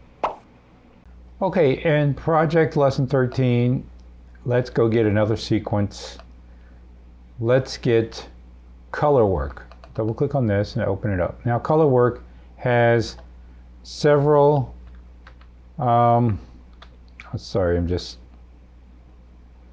remember, you can toggle through your different sequences if you have several sequences opened.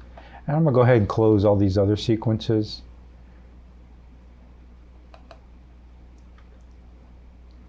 And leave only color work. And we're gonna, if I hit home, it'll take me to the first one, then I can jump through all the different ones. If you go to your first clip and play it down, that's the clip of the lady walking. We already did color correct that shot, so we're not gonna do that again. But we are gonna move to the second clip. And in the second clip, we have our familiar scene. In the timeline, I'm going to select X. That way, if I put my loop play back, I can play from in to out in a loop fashion. And if I go to my effects control, you can see I've already done some work here. So I'm going to turn off the Lumetri Color here, and I'm just going to show you sort of the work that I did. Let's open up our scopes, and we're going to start with clip number 2. And if you go to your effects control, you're not going to have these filters applied, but go ahead and apply a brightness and contrast filter. You can get the brightness and contrast filter inside the effects panel, video effects, color correction, brightness and contrast. And I'm going to turn it on here, and I'm going to reset it to 0. You can reset using these little reset arrows. And we're going to take a look here at this image. And looking at this image, we can see it's a little bit sort of dull in a sense. In other words, the levels are kind of all the same. And of course, we always have to reset our, there. Okay, let me start over. This is a bug with Adobe where you have to reset the meters. Okay, so let's look at this. Let's look at this shot in the meters, and now you can see that there is not a lot of range in this shot. Everything is down below 40 in this area, with just a little bit of highlights, and that corresponds to this area right here, and they don't even reach up to 100. So with my brightness and contrast effect, I can try to address that, and the first reflex would be to add a little bit of brightness. So I can open this and take my slider and add some brightness. And you know, it does push up the levels, but as you can see, watch carefully, it pushes up all the levels evenly. You see what's happening here in my scope? All the levels are going up evenly. Well, what happens if we use the contrast? Now the contrast should widen the range a little bit. And with the contrast, you can widen the range and then take the brightness and push it up a little bit more so it hits 100. And with the contrast, widen the range a little bit more. So now if you take a look at this image, it doesn't really look like much has happened, but if you do a before and after, this is before and this is after. This is before and this is after. So with your brightness and contrast, sometimes you can address some of these issues. It's not a bad result. Let's see if we can do better using our Lumetri color. Now, in the Lumetri color, I'm going to go here, and I've already applied this filter. And you can see in my Lumetri color, I've gotten a different type of result. And I'll show you what I did. This is with my contrast and brightness, which is not bad. It's a good start, but Lumetri, you can see I brought a lot more detail out. So let's go take a look at what I did in the Lumetri color. First of all, let's go to the basic correction. And basic correction, you can see I pushed the contrast. Maybe a little bit too much actually, because this is kind of getting a little bit hot up here. So I might bring it down just a notch. That's what I did with the basic correction. And with the creative, I didn't do anything. With the color wheels, I did do a little bit of correction inside his face, and I will show you that, and I will get the vector scope out. Let me close the Luma. And what I did is, if I turn off the color correction I did with the color wheels, you can see the signal is grouped towards the middle. But with the color wheels, I pushed it up to the left to try to make his skin tone fit more onto this line here. And what I did here was I took the midtones, pushed them into the yellows, orange and yellows, and I took the highlights and pushed them up into the orange and yellows as well. This is without. You can see it's quite bland and pale, and this is with. It's very subtle because I don't want it to look too, I don't want it to start looking orangey like this.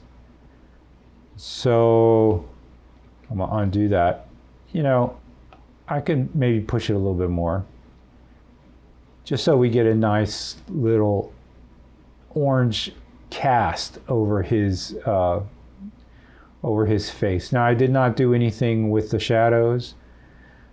And typically, stylistically, I would have pulled the shadows down into the blues a little bit, which if I do it, you'll see it starts to make his skin turn purple. So you got to be very careful with that and sort of find the happy medium somewhere in here.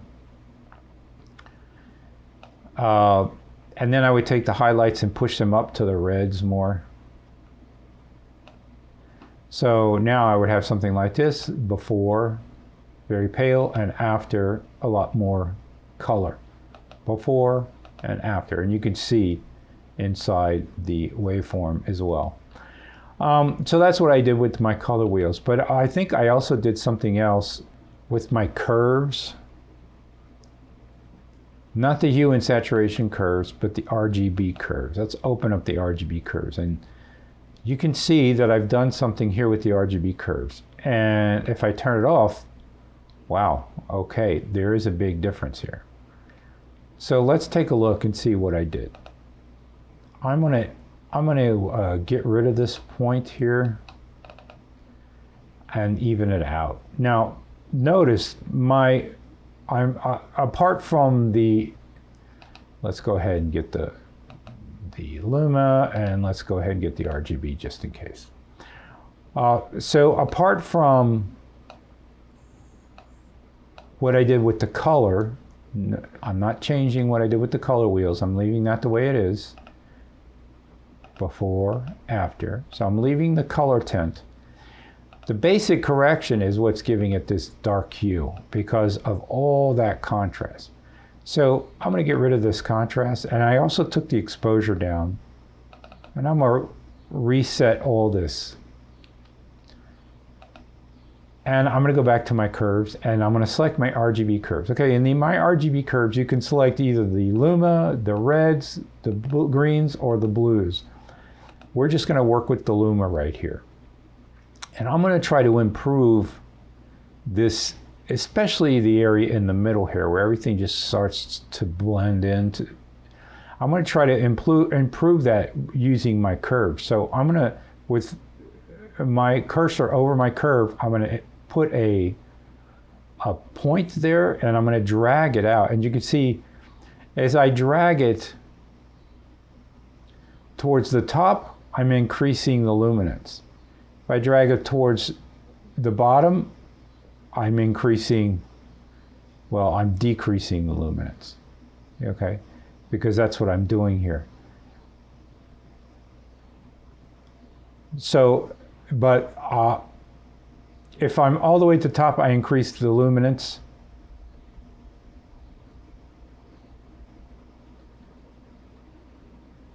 Of just part of the image, but if I'm all the way at the bottom, you see how I increase the luminance of the whole image?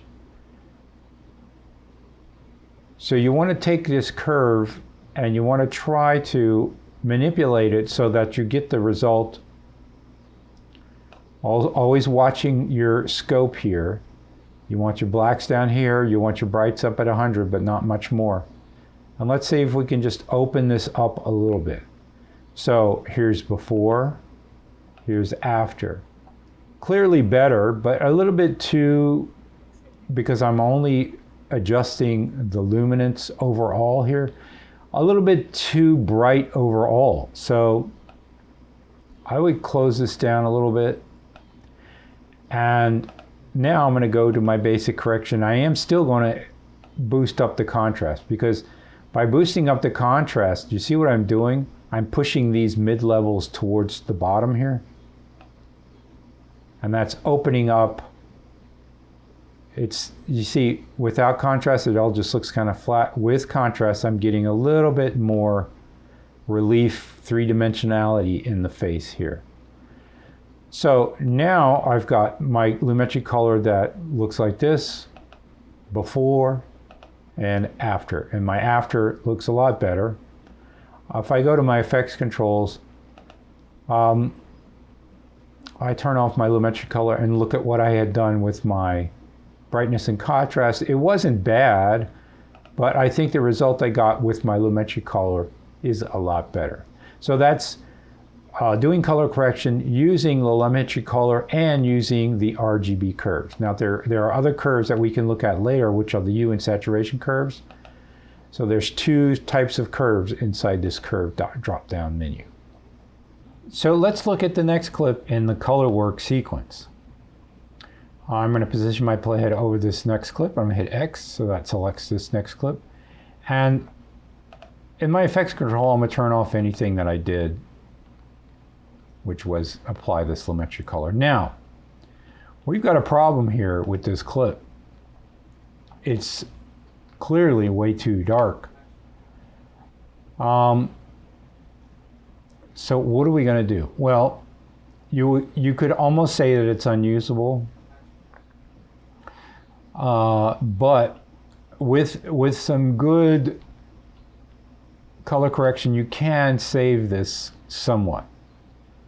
And this is what I was able to do with my Lumetri color. I was able to bring it back up to here, and I'll show you what I did in a second right here.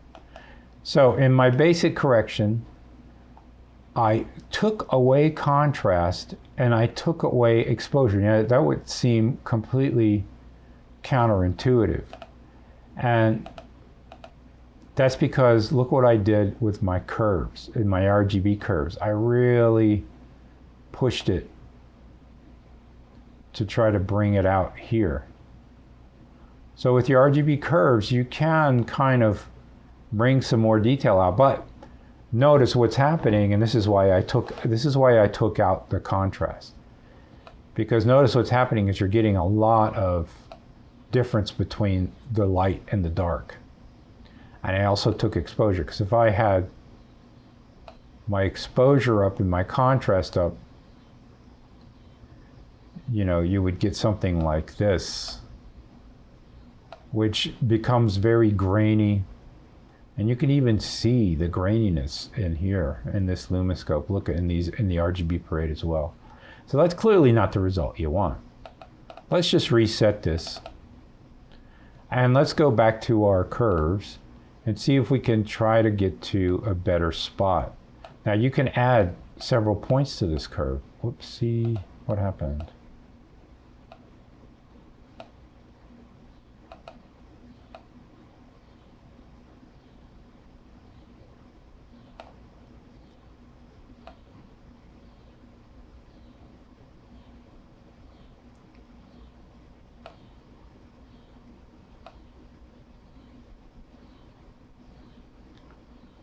So that you're adding brightness just in this area here of the image, and then you're taking it back down in the real highlighted area. So you're bringing up this area and you're taking down this area. So that's not bad. That's not a bad result. But obviously it's clearly kind of grainy because you've had to bring up so much of the dark detail. I would probably take the exposure down even a little bit more, and maybe even the contrast down, because see, when I take the contrast down, you get to get more detail in this dark area, and then I could even take this down even more. So there's some of the things you could do. And my color wheels, I didn't really do anything in the color wheels, but you could match the color work I did previously. Although here, because it's pushing some of these values way into the reds here, in my midtones, I'd probably take some of that out. So I'd probably shift my midtones down towards the blue here, not too much, but I would compensate that by pushing my highlights up towards the reds. And I'm getting a little bit of a green cast in here, so I have to be careful. I'll push my midtones more over to the blue. That's probably a little bit better. So before, after, you can't really see a whole big lot of difference, except for in the RGB parade, you can see it before and after, and this is my entire correction before and after. Quite a dramatic change. And so we were able to sort of rescue this clip. Not a great result comparatively, but you would have to decide. See, if you had these two clips side by side, I don't know why they've separated them like this. If you had these two clips side by side, you could see the difference, how much more grainy this one is. So this is a situation where you would have to make a decision. Do you want your whole edit to look grainy because of this badly shot clip? Or are you just going to get rid of the shot and go ahead and throw it away? Or are you going to match into it with this clip? Well, let's go get our comparison view and see if we can match these two clips. I want my reference to be this shot. I want the shot that I work on to be this shot. Okay, so now we can see, let's get a 2-up display. This is going to help us a lot. Now you can see the difference between the two shots now. You can see how much more contrasty this is.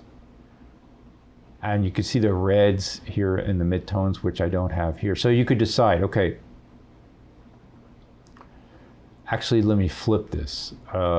I'm going to use this shot as my reference and this shot as the shot that I'm color correcting. So now in my Lumetri, here's my contrast. If I push my contrast up, you can see I can start to match it a little bit, but I'm probably better off going into my curves because I can really push this more in my curves here. Let me add another point here. You see I'm trying to get somewhere in there.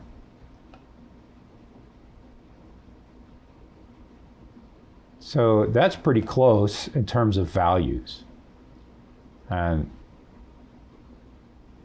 you can actually see the values here very, very well. But you see what it does? It kind of, I mean, it's really touch and go. This is not going to be easy, right? Okay, so probably in there, that's close enough. But now what I need to do is I need to match the colors. So this is too pink, right? So I'm going to bring this down, the midtones here. And, you know, I have to be careful because I don't want to bring them towards the pink. I want to bring them more towards the orange up in here. Ooh, we're getting real close here. Right in there. There's a greenish tint here. So I'm going to take the shadow and push it to the green because I think that's where that greenish tint is coming from. Wow, look how close that is. Can you see that? But now the problem is our background doesn't really match, right? The face is better, sort of better, but the background doesn't match. So I need more brightness overall. So I'm gonna go back to my basic correction. I'm gonna take my exposure, open it up a little bit. Is that better? Kind of. And then maybe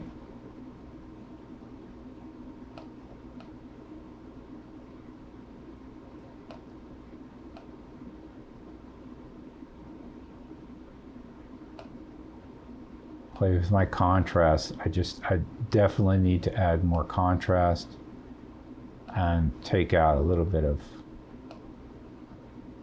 brightness. You see, it's really hard to match it completely because I've got so much graininess in this underexposed image that it's really quite hard to match it. So those are some of the problems you're going to run into when you're color correcting. One way to look at this and to maybe find a way to color correct this to go into HSL secondary. And the way the hue, saturation, and luminance secondary color correction works is if I take my eyedropper here and I select this background because this background obviously doesn't match. And I selected that as my reference. Now, right here, you've got a box that says color gray. If I turn this box on, let's color black. Everything that is within this black box is what my eyedropper has selected. Let's do it again. Eyedropper here, color black on. And what I want to do is I want to try to actually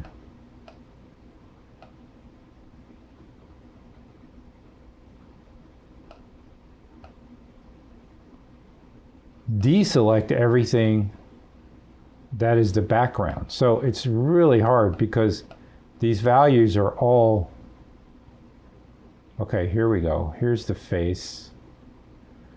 So anything that's black is what I will be able to color correct here. So I'm trying to make only the background black with these sliders.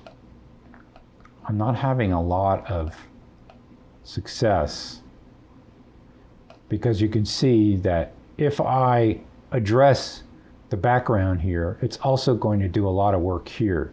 So, wow, it's not a lot I can do, but let's just see what we can do with what we've got here. Okay, so I'm still working on this, matching these two shots, and I think I'm really, really close now. And I'm going to show you what I've done. You can see that it's very, very close. And what I had to do is go into my secondary color correction here, and you'll see if I turn the secondary color correction off, you can see that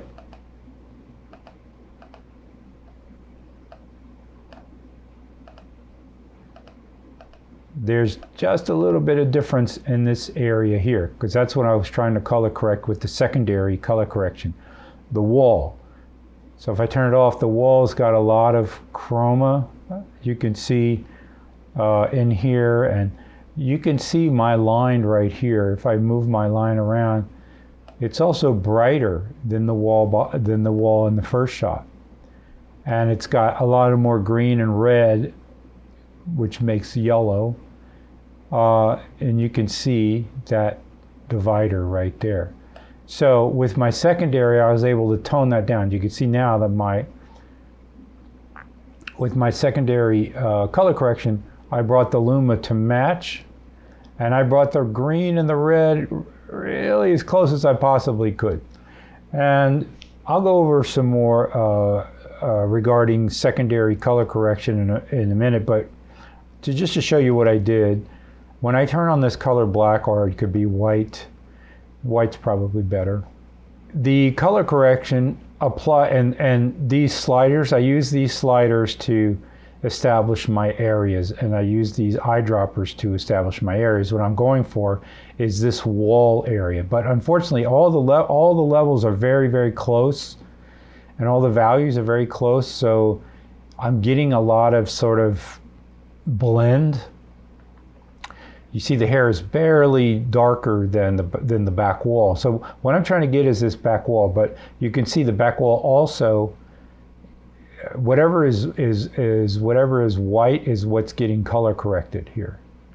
So the gray part, the suit, is what's getting color corrected the most, which is not a problem because I can push that back down later, but the cup and the back wall are what are getting color corrected here. And if I turn it off, you can see the color here in the cup changes as well as the color in the wall. So that was basically what I did with my color correction. My secondary color correction, I took a lot of saturation out, I took a lot of contrast out, and I pushed the temperature towards the blue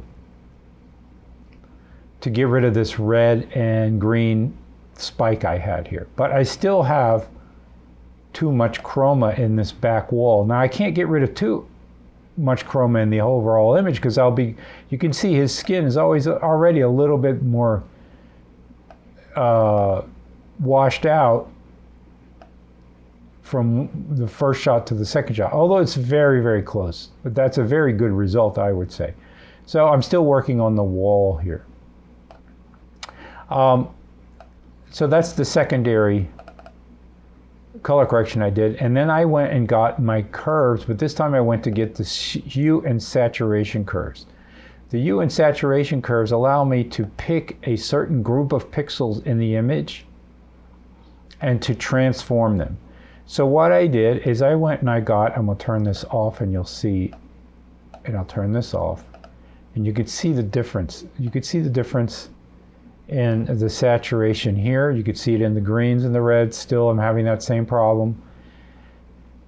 And also, there's also a luminance problem here. It's still peaking a little bit, especially the more I go to the left.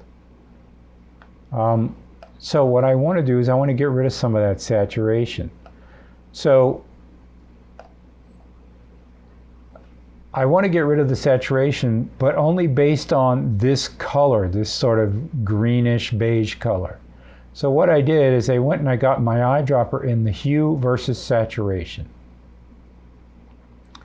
And what that means is that this graph represents the hue as the x-axis and the saturation as the y-axis. So you can see the hue, if I turn this box back on, you can see it's a color line that goes from blue all the way back to blue. The hue is in the horizontal plane and the saturation is in the vertical plane. So by taking my eyedropper and clicking on this area here, I was able to tell it, I want to change the hue.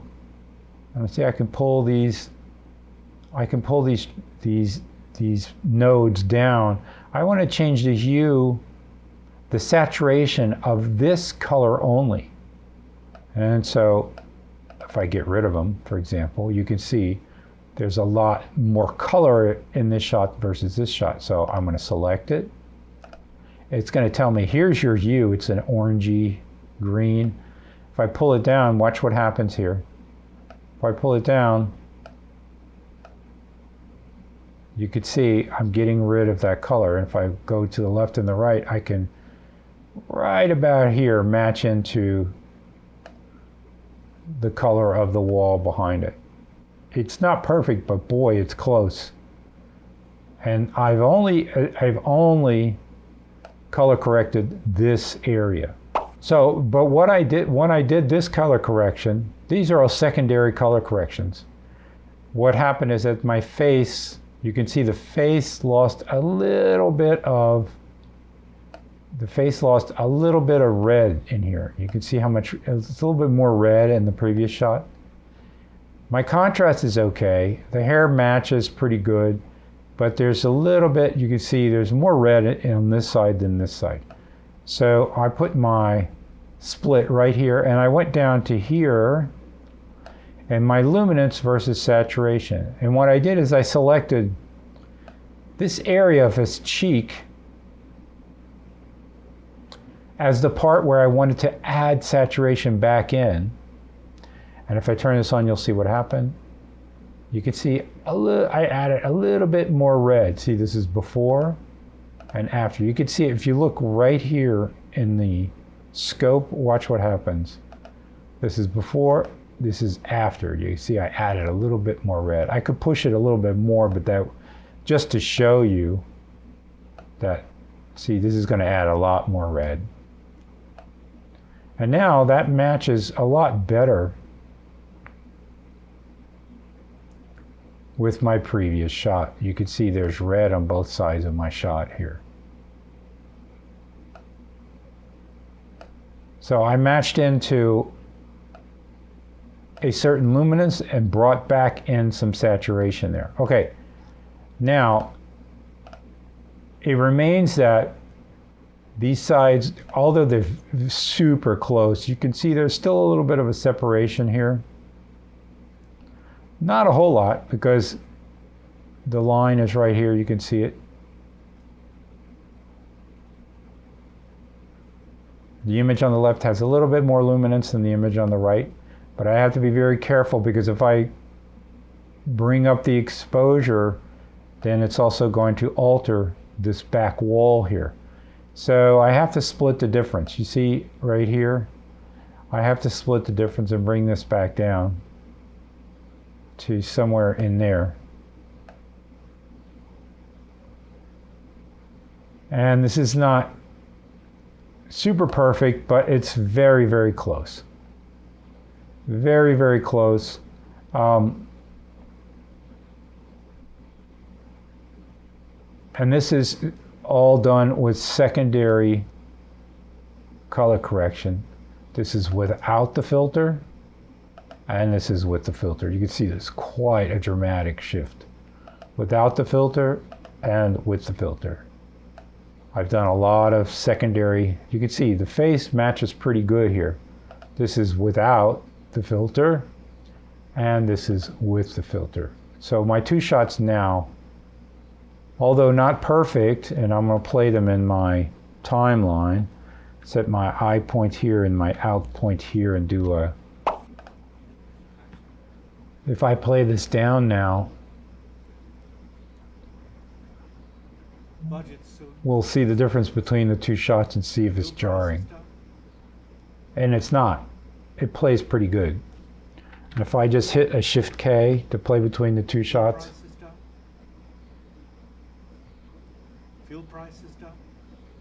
it's not bad. It's a fairly good match. Considering that the first shot is actually a really damaged shot. Remember, this is what the first shot looks like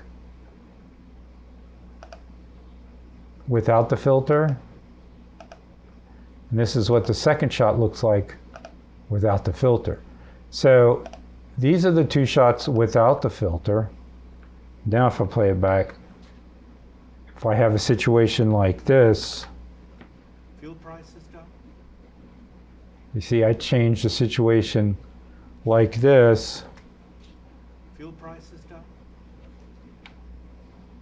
into a situation like this.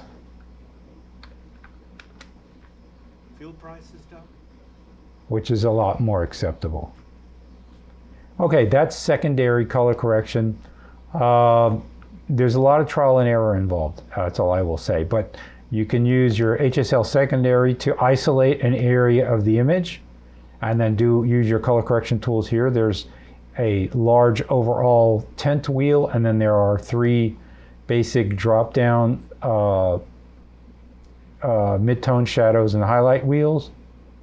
In the color correction, you can add a blur, you can add a denoise, and these are all very familiar color correction tools that we saw before. And this is where you set, using your eyedroppers and your sliders here, the area to get the secondary color correction applied to it. And then I used my curves, but this time I used my hue and saturation curves, not my RGB curves. And this is where you can determine a group of pixels that will get the particular color correction applied to. So that is secondary color correction with these 2 clips that I was able to get fairly close to each other, even though these clips were very, very far apart.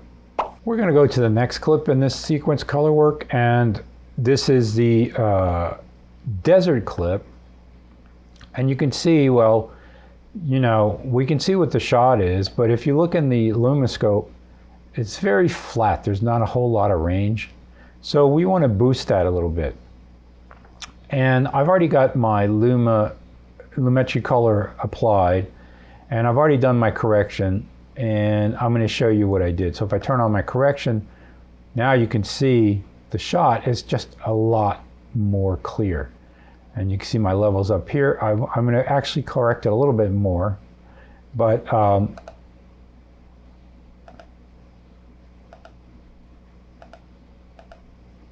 you'll see what I did is I used my RGB curves here to push the luminance up all the way up to 100. But now I want to bring some of this luminance back down. Not too much, but a little bit, just so that I do get a little bit more definition in the shadows. And then I'm going to go to my basic correction, and I still need to bring that level down. It's still very high there. So I'm going to take shadows, and I'm going to bring the shadows down even more. But you see, as I bring the shadows down, everything's turning dark up here. So then I could boost my exposure. But I have to be careful not to do it too much, because all these clouds are getting worn out. So I'm going to reduce my contrast and boost my shadows. You see, it's a give and take game here. There's before, there's after.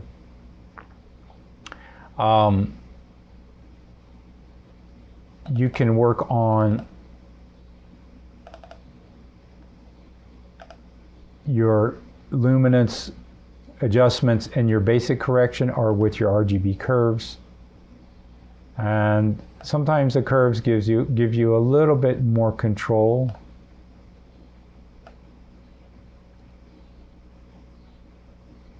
I would say in here's probably pretty good. And then the last thing I would do is I would add a little bit of color. Maybe just overall color, go in here at the basic correction, just boost the saturation a little bit. And you can see that I've added some color in that shot. Here's the before, here's the after.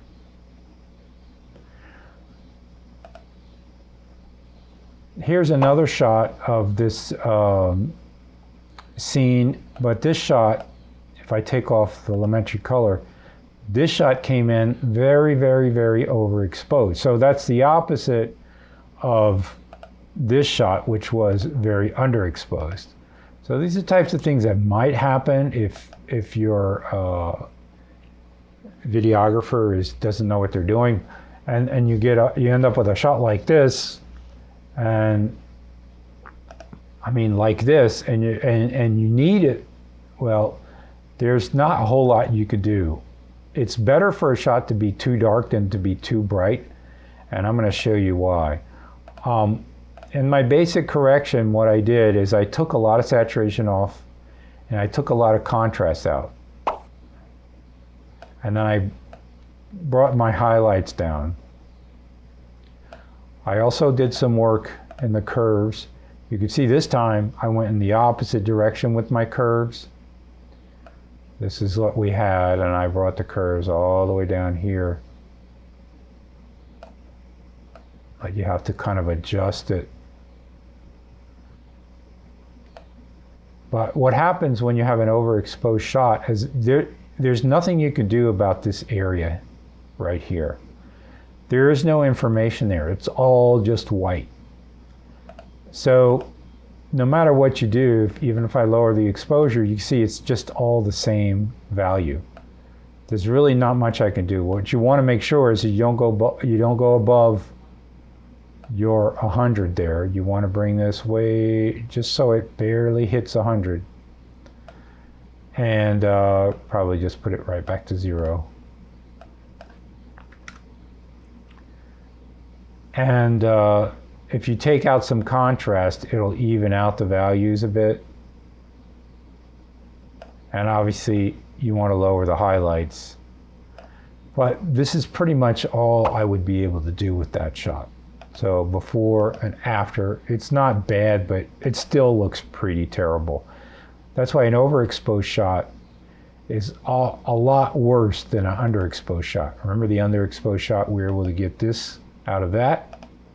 You're able to bring out a lot more information over an underexposed shot. Overexposed shot, when the information is gone, it's gone. You see in here, there's no information.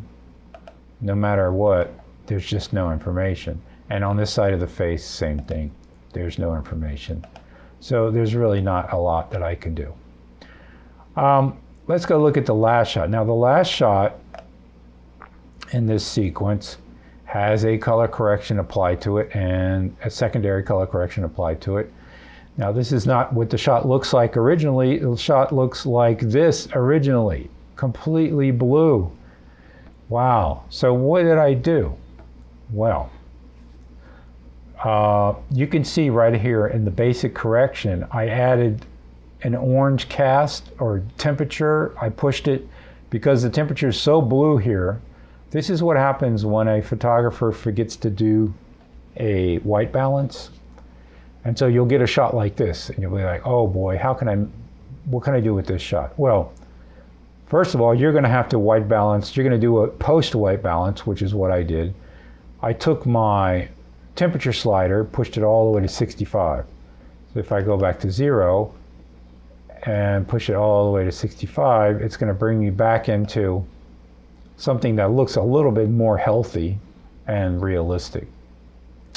I played around with my contrast as well, trying to bring in some of these dark areas. I added some highlights as well, but what I really did is I worked in the color wheel area. This is before the color wheel and after the color wheel. You can see the basic correction. Let me turn off the color wheels here and the basic correction. So the basic correction, first of all, I added the temperature, which did this. And then I went into my color wheels and I adjusted the color wheels, which allowed me to get this, which is a lot more realistic. Before, after. And in my color wheels, what I did is, this time in my shadows, since everything was blue already, I pushed my shadows up towards the orange. So that brought all this area here and all this dark, her hair and this dark area back up into the oranges. I took the midtones, which are these tones in here and these tones in here, and I pushed them up towards the reds, you can see. If I get my scopes, you can look into the vector scope. I'm going to turn off the parade, and I'm going to turn off the Luma waveform. I'll just take a look at the color, because we're dealing with color here. Everything's down here in the blue quadrant. And so you can see the original image looks like this. So first I shifted the temperature over, so that brought it back a little bit closer. Then remember, this is skin tone here. And then my color wheels, I pushed it more towards the middle here. Now, you could say her skin looks a little bit, it looks much more healthy, obviously. Maybe a little bit pinkish, and I could go in the midtones here and drive that over to the left a little bit more, perhaps, to make it look less pinkish. And you can see when I do that, this moves over as well. But you can see everything, even my highlights, I pushed my highlights up into the yellows. Maybe a little bit too much. This highlight looks a little bit too pink. So I'd bring this highlight down a little bit maybe, to make it look a little bit more realistic. But before and after, you can see this looks a lot better. And then finally, I'd go back into my basic correction, and then I would adjust the contrast. I might add a little bit more contrast to get some more values up in here. So like that, for example. So before and after, and I think that the after is probably not that bad.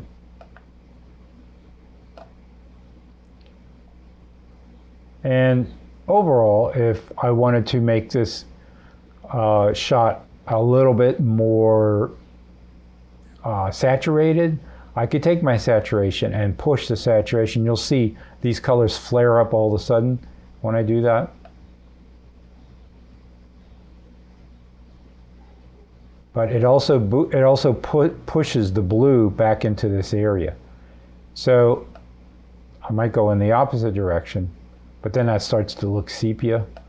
So probably best to just leave it where it is.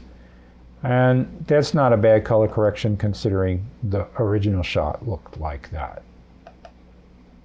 All right, let's look at some more secondary color correction. Let's go get the yellow flower sequence. I'm going to close my color work sequence. Now, in my yellow flower sequence, I have 3 clips that I added. But you should have this yellow flower clip. Now I'm going to turn off the Lumetri control filter that I've already applied. And this is what the original clip looks like. I'll go get my scopes again. Okay, so this is what the original clip looks like. Now, what did I do in my Lumetri color? I did nothing in the basic correction. I did nothing in the creative. I did nothing in the curves. I did nothing in the color wheels. I did everything in the secondary tab. So look what I did to the flower. I turned the flower pink. This is what you can do with secondary color correction. You can isolate an area of the image and you can selectively color correct that area. So what did I do? In my secondary, HSL secondary menu, this was where I did all the work here. If I hit the reset button, it's going to reset everything. And let's do this over. So I grabbed an eyedropper. I selected this area of the frame. And if I turn on the color black, for example, you can see that whatever is not black is going to have this color correction applied to it. So by manipulating these sliders, you can determine more specifically which area you want to work on. Now if I go like that, that's too much. Obviously I just want the flower. If I pull this slider here, now that looks like I've got the flower using these sliders. So, and you can see now the flower is pink. There it's yellow, there it's pink, because I applied the color correction once I had the flower isolated using my matte here. I then applied this color correction by pushing it all the way up here to this pinkish red. Now I could take this and go all the way down to this blue or green, and I could take this slider and make it a lot darker, and see the flower becomes kind of orangey looking. That's because it's adding its original color to this green that I'm adding. So it kind of makes it orangey looking. If I go way up in here, obviously I get the pink. If I go down here, I get more of a greenish orange. You see? I also took the temperature and pushed it all the way over here. If I took the temperature and pushed it all the way to here, and then took this and put this in my blue area or my green area, you can see that it's really just kind of washed out the color completely. If I took the tint and slid it all the way over here, now my flower is blue. Blue-green. Original and secondary color correction. So you see with the secondary color correction, you can isolate an area of the image using your sliders. And then you can apply a color correction using these different sliders down here. If I add a lot of saturation, it's going to make it more greenish blue. Original and my new color. Obviously if I take saturation out, the flower is going to be black and white, before, after. So you see how you can really play around with this. If I go back up into my pink and I push the tint all the way to the pink, orange, oh, there's the flower, I made the flower orange. And there I made the flower flaming orange. That's because I got a lot of saturation. I could bring the saturation down, but basically like this. And of course you can change the contrast, the sharpen, make it a little bit sharper. And this also adjusts the brightness. So I can make it fuchsia, before, after, or orangey, like this, before, after. That's secondary color correction. And notice my new color is way up here. It's probably at the verge of being too hot, so I'd have to take that saturation down. Watch what happens when I take the saturation down. You see, ooh, bring it down to here like this. Let's go see another shot. Here's a desert shot, for example, where I did same thing. I isolated the sky with my eyedroppers and my sliders, you can see. I took this slider and was able to isolate just the sky. Okay. And now I applied, same thing, I applied these crazy colors. You can make the sky green, go green here, and slide this over. So it only applies to the sky, not the desert floor. Now, that's fun if you're doing trick effects, but let's just say, how would I use it inside a normal type shot? Okay, well, I applied a secondary color correction to this shot. And I'm going to show you how I did it. I'm going to zoom into it in my sequence here just because I want to show you something. Notice I have two clips stacked on top of each other. This is the original clip. I just muted the top layer. So this is the original clip. Right? And this is the clip I just added on top. Now you might not notice immediately what I did, but if you pay attention to her teeth, for example, this is the secondary color correction.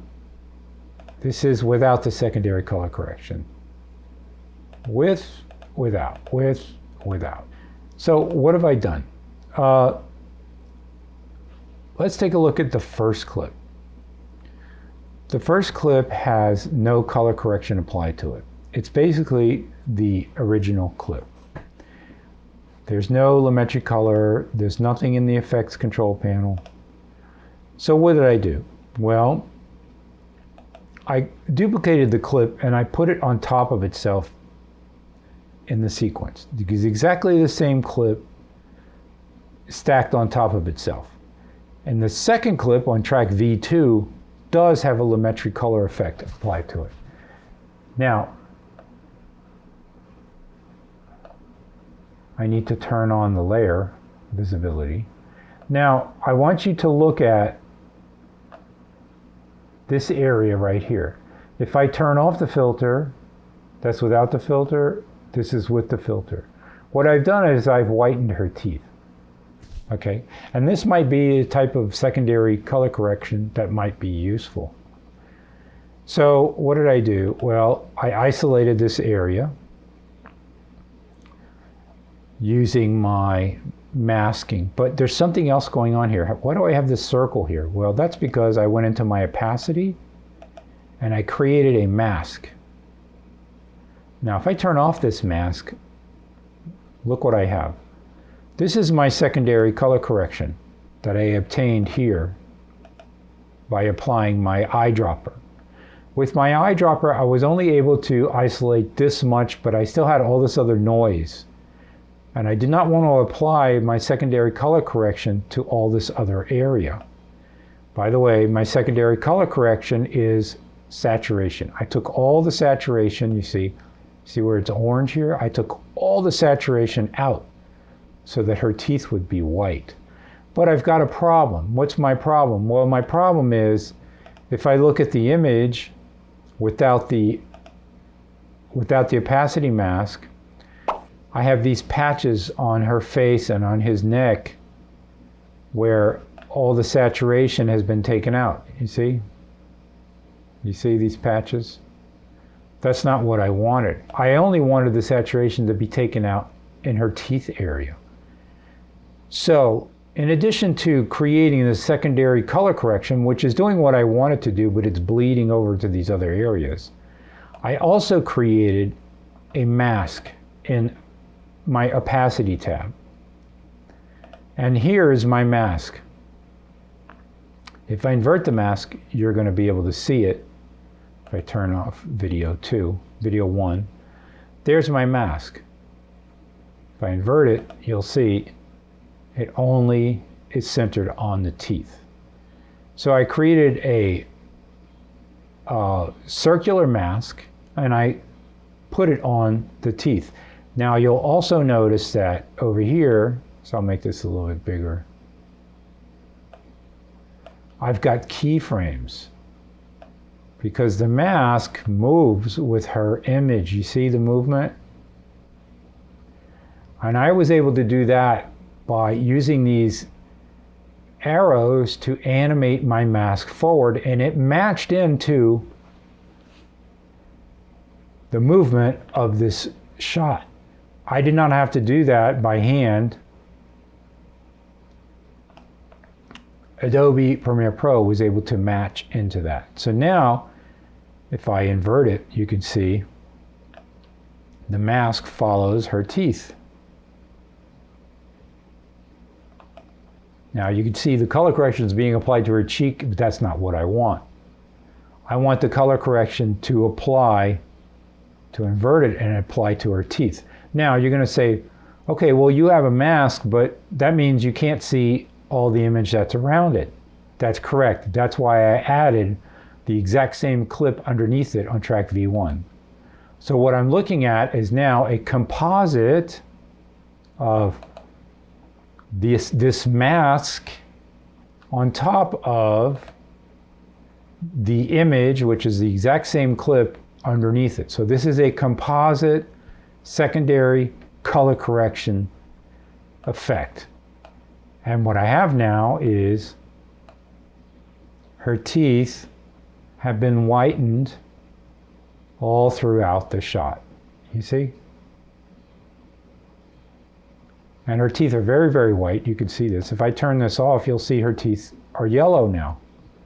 You see the teeth are yellow? This is what the normal shot looked like. This is what the color corrected shot looked like. And if you don't think they do that in Hollywood, I've got news for you. They do. But fortunately, people get paid to do it. So if you're a good editor and you're good with color correction and secondary color correction, you get paid to do this, whitening the teeth of the star. Anyway, there is a secondary color correction applied with a traveling matte as a composite of 2 layers to achieve the effect we wanted, which was to bleach out the actor's teeth. Okay, let's go get another sequence called the Ancestor Simulation. Look at clip number 2, which is this one, and play into it. Get to this point right here where the flowers are on the table. Now yours are not going to look as nice as mine because I've already applied my Lumetri color. Let me turn my Lumetri color off. That's what the original shot looks like. Here's what the color corrected shot looks like. Turn my scopes on, and I'm gonna go get, I'm gonna close this a little bit. I'm gonna go get my 3-up display. And you can see before and after. You can see right here, I really don't need I don't need the Luma or the Parade, to be honest. You can see before, my color signal is very grouped towards the middle, and after, I've really boosted the reds here. So how did I do that? Well, in my Lumetri color, I did not use my HSL secondary in this instance. You can see I did not use it. What I used instead were my curves. And I did not use the RGB curves, I used the hue and saturation curves. And you can see I used this one in particular. I'm going to reset it by double clicking, okay? And this is what I did, very simple. I just took my eyedropper. Let's say you just want to improve the color of this particular rose here. Well, you take this graph here, which is hue versus saturation. Remember, hue is going to be on the horizontal plane, saturation is going to be in the vertical plane. So I'm going to select a hue, which is this pinkish hue here, pinkish red hue here with my eyedropper, and it's going to tell me this dot in the middle is exactly where that hue is. This is a group of pixels that corresponds to this hue. And I can, if I drag it down, you will see it's going to watch what happens to the color signal. It's going to wash it way down. Poof, I got rid of all my pink there. You see it flattened it out.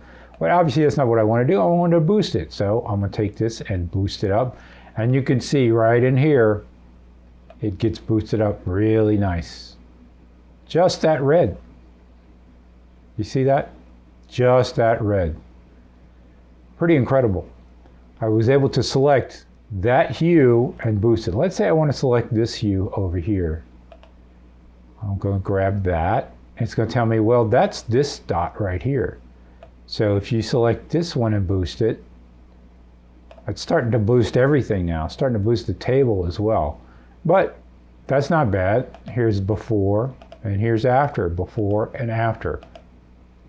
Certainly a nicer result. And that's simply using my hue and saturation curve. So that was a very quick way to get that kind of result.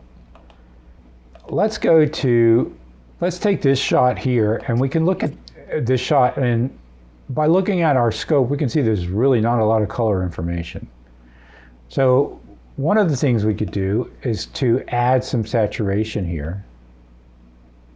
Just by taking this slider and pushing it, look, we've already added some color back into it, into the shot, which is good. This is before and after, before and after. But let's say I want this beige, sort of grayish sofa area is really kind of boring. I'm going to go get my curves, and I'm going to select in my hue and saturation curves, I'm going to go get hue versus saturation, and I'm going to select this sofa area, and everything that's in this gray tonal area, I'm going to boost the saturation of it. And now you can see I've added some richness to this sofa area. Maybe a little bit too much. Her hair's kind of getting green there, but this is before and this is after. Before and after. So it's certainly added, you can see in the color wheel, it's certainly added a lot of chroma. And then I could go back to my basic and tone down this saturation a little bit, maybe bring it back to here. And then I would go to my wheels, and I would say these are my mids to highlights, and they're kind of going towards the yellow, so I'd push them up down to the blue a little bit, just to tone it down a little bit, maybe like this. And then bring it up towards the pink is a little bit as well, just to get a little bit of color in their cheeks. But this is a difficult situation because everything is in the mid-tones. So this is before, kind of greenish, grayish, and this is after, a little bit warmer. Maybe a little bit too pink, but say I'll bring this back and push this maybe up into the yellows a little bit, make it a little bit more. This is a situation where I might take my shadows and boost them towards the pink and red a little bit. Not too much though. Anyway, very subtle. And this is before and after. You see it's a little bit of a better solution. So I used some basic correction. I added a little bit of saturation. I used some curves, my hue versus saturation and my luma versus saturation. And then I went back and did some more basic, and then I went and did some color wheel work in my mids, my shadows, and my highlights. That's a typical type of color correction situation where you want to go from something like this to something like this. Okay, finally, in this ancestor simulation sequence, let's look at this clip here, which is the castle. And I want you to pay attention to the trees. I've already got my Lumetri color, I've already done this. If I turn off the Lumetri color, look at the trees. They become much less green. If I turn my Lumetri color on, the trees become a lot more green. And I did that by using my curves, and I'll undo this and just redo it. I took my eyedropper, hue versus saturation, so hue determines which color you want to boost. So we want to boost the green of these trees. And saturation determines how much you want to boost it by. So now I'm going to push up the saturation, and there you go. My trees are a lot greener. Before and after, before and after, and you can see here, this is pushing my signal towards the greenish yellow area. So that's how you can isolate one hue and push up that particular color using your saturation curves, which I would consider a secondary color correction option as well. I'm not sure why it's ordered this way, because the typical order of color correction would be basic correction first, color wheel second, secondary and curves third, and creative very, very last. Because creative is, you know, you're really doing a lot of dramatic work with creative. You see, I changed this. And so creative is really the last thing that you would do if you're actually even going to do anything with this creative tab. This is where you're going to apply a look, and we're gonna pay attention to that right now. Let's open a Theft Unexpected sequence. I'm gonna go ahead and close this ancestor simulation. I'm gonna look at my scopes here, and let's go to my sequence. I'm going to shrink my clips here. I do not need all that space taken up. And what I'm going to do is we're going to add a look to these images. And we're going to go ahead and, for example, click through these different looks here until we find one we like.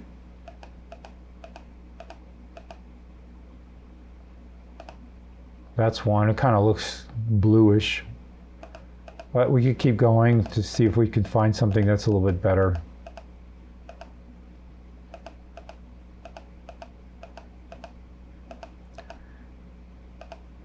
That one's probably a little bit better.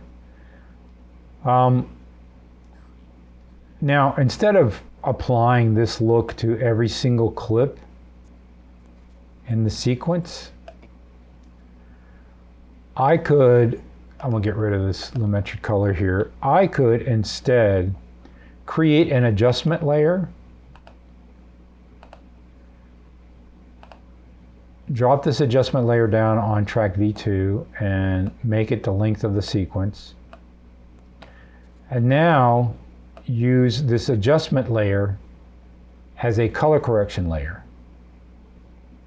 And I can go in my effects panel here and go into my Lumetri presets, and all my looks are going to be in here. And if I go into speed looks, for example, and get open up the universal drop down menu and get SL gold heat, this one, and drop it on my adjustment layer, it applies this look to every single clip in my sequence, obviously, because it's applying the look onto the adjustment layer, which is a great way to slam on a look. Once you've done your basic color correction to make all the shots match in terms of the luma and all that, then you could go get a look here and slam it on with an adjustment layer. Obviously, this is a dramatic look. And this is a quick way to do that. And using an adjustment layer allows you to put the look on top of the entire sequence. Now, this look is called gold heat. It's here. Now, you can adjust this look. Let's say I want to push the saturation of this look. You see what I just did? I pushed the saturation inside my Lumetri color panel. So now I've actually transformed this look into an even more orangey type of look. Okay, that's an effect that I did. And I can go and my effects control, you can see Lumetri color, SL gold heat. I can right click on this and I can save the preset as Beau's yellow filter.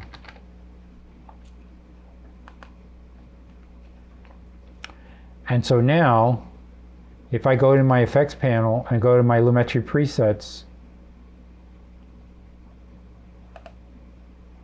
I mean my normal presets, there's my Beau's yellow filter. So if I got rid of whatever's inside my adjustment track, I'll just delete the filter here. Went to my effects, go to my presets, double click on Beau's yellow filter. There it is. I saved a preset and was able to reapply it onto the adjustment layer, which applies it onto the entire sequence. To learn a little bit more about looks versus Luts versus dot cubes, which are presets for your looks and your lookup tables, you can go to this website on Adobe Help, all about looks and Luts, and it tells you how to add them, how to export them, and to save the presets. And I'll put this link in the description below the video, so you can go ahead and start here to get some information. You're gonna have to do some digging around, but this is basically a good place to start to learn how to share, export, and save presets, looks, and Luts. Now we're gonna look at exporting. Exporting is typically the last stage of the job, where you determine what the deliverable is and you export the deliverable for your client. Sometimes during a job, you might want to test some exports of just a small segment of the job just to see what it would look like in different configurations. But typically, exporting is the last thing that you do once you've done all your edit decisions, you've done all your trims, all your effects, all your audio sweetening, and your color correction. This is where you're going to create your deliverables for your client. Now, so in the exporting mode, it's very straightforward. There are a couple of ways to export things, but the most important thing is to know that,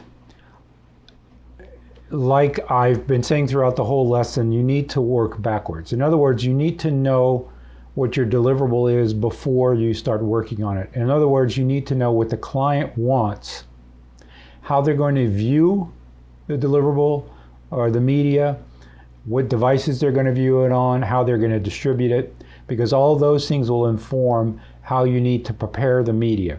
And there are three stages where you need to pay careful attention to the format of your media. And that is the ingest stage, which is the first stage, which is part of media management, where you bring your media in. And very often you're going to have to deal with media that's in different formats that comes from different sources. And so that's part of media management. Then you have the editing stage, which is when you start to work inside the sequence.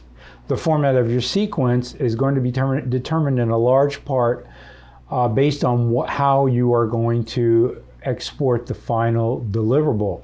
In other words, what the client needs at the end.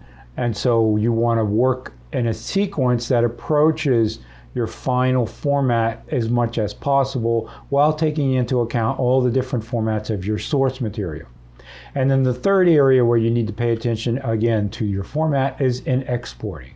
So this sounds a bit complicated, and it is. This is why you need to pay attention.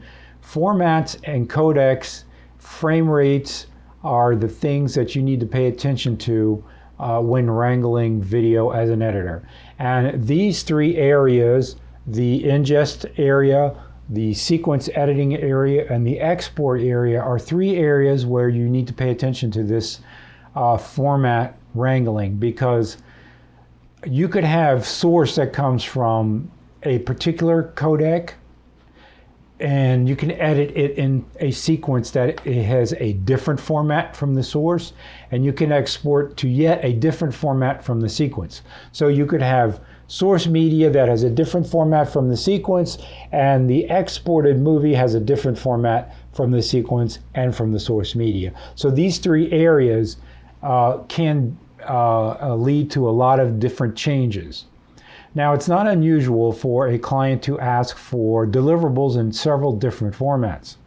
In other words, they might need something for the web that is got a lot of compression, that's easy to send. Then they might need something for broadcast that they want to show on TV. And they might even need something for theatrical distribution. That might happen, for example, if you're doing a 30-second commercial. They might need it in different formats. Well, you can accommodate that in exporting. You can export the same movie in several different formats, but you need to pay attention to your sequence as you're editing these movies and keeping in mind how you want them to export at the end. So even though exporting is the last thing you do in terms of your job, it's something that you have in mind from the get-go in terms of knowing what codec you're going to be using, what format you're going to be using, what pixel aspect ratio, what frames per second you're going to be using. And these types of things you need to pay attention to from the get-go. Like I said, at the ingest settings, at the sequence settings, and then of course now at the export settings. So we're going to see some of what you're going to need to look out for and how you can accommodate that as you export your media. So open up lesson 16 and go ahead and save it, lesson 16, work in progress 1.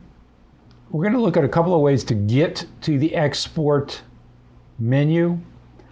And of course there's this option right here that says export. If you click on that, that will take you to your export menu, which looks like this. There's 3 areas. There's your source, there's the settings, there's the preview, and then a little readout that gives you a heads up before you actually either send it to Media Encoder or just export it directly. If you're in this panel and you want to go back to your edit, all you need to do is click edit. That'll bring you back to the normal Premiere Pro edit interface. There's another way you can do an export, and that is using quick export. Right here, you can select quick export.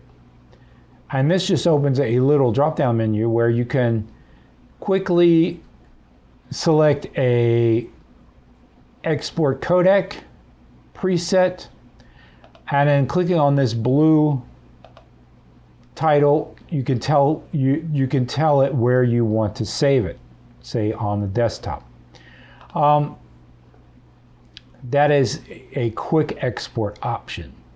Now the important thing to know when you're exporting, and this is rule number 1, all right, is note before we had our sequence selection follows playhead. If you do an up arrow or a down arrow,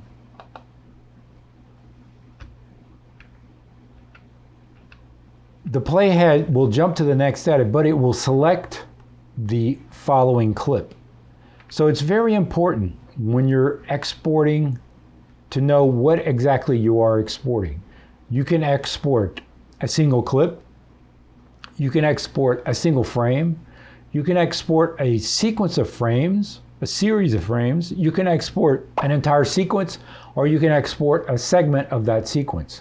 So it's very important to know what it is that you actually want to export. So if you want to export the entire sequence here, for example, I would go home, but notice that my first clip is selected here.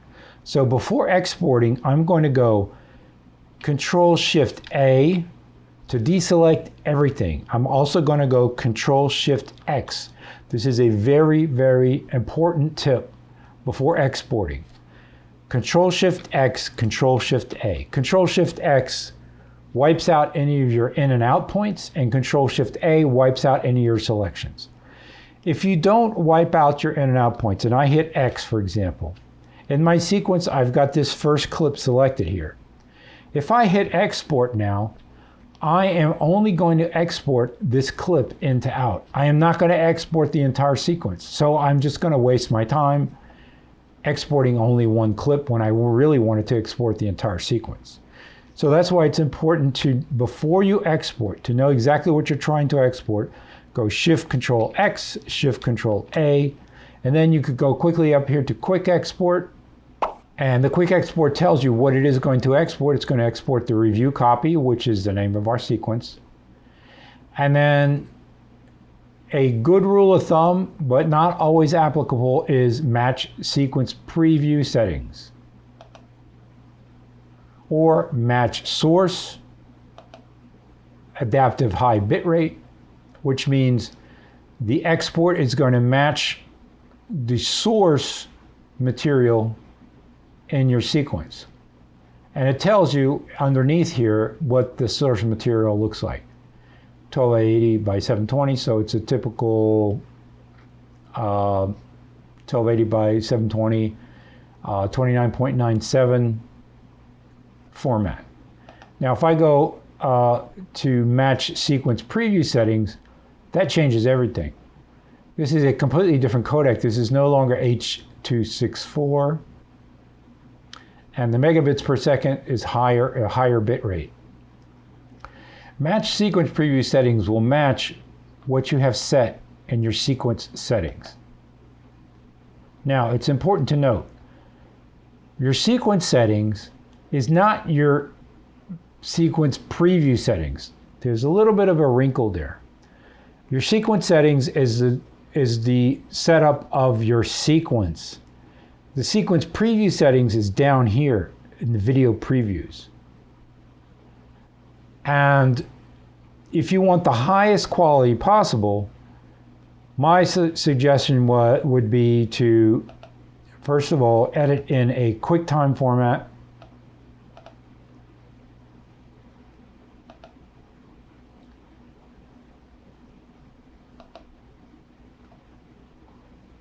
With a ProRes 442 high quality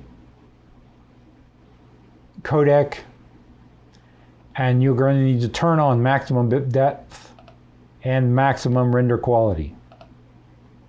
Now your sequence preview settings are at a very high quality.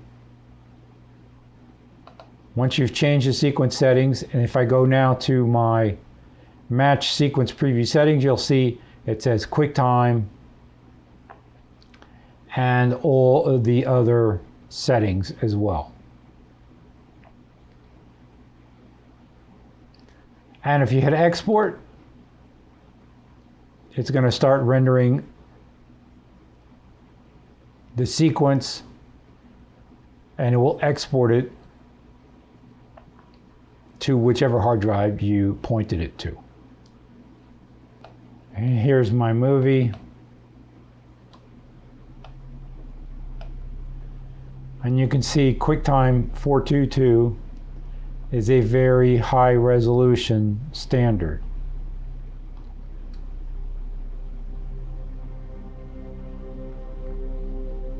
You need to either physically select the sequence by clicking on the sequence header here, or you can click on the sequence here in the project and then go File, Export, Media, and it brings up the familiar export interface.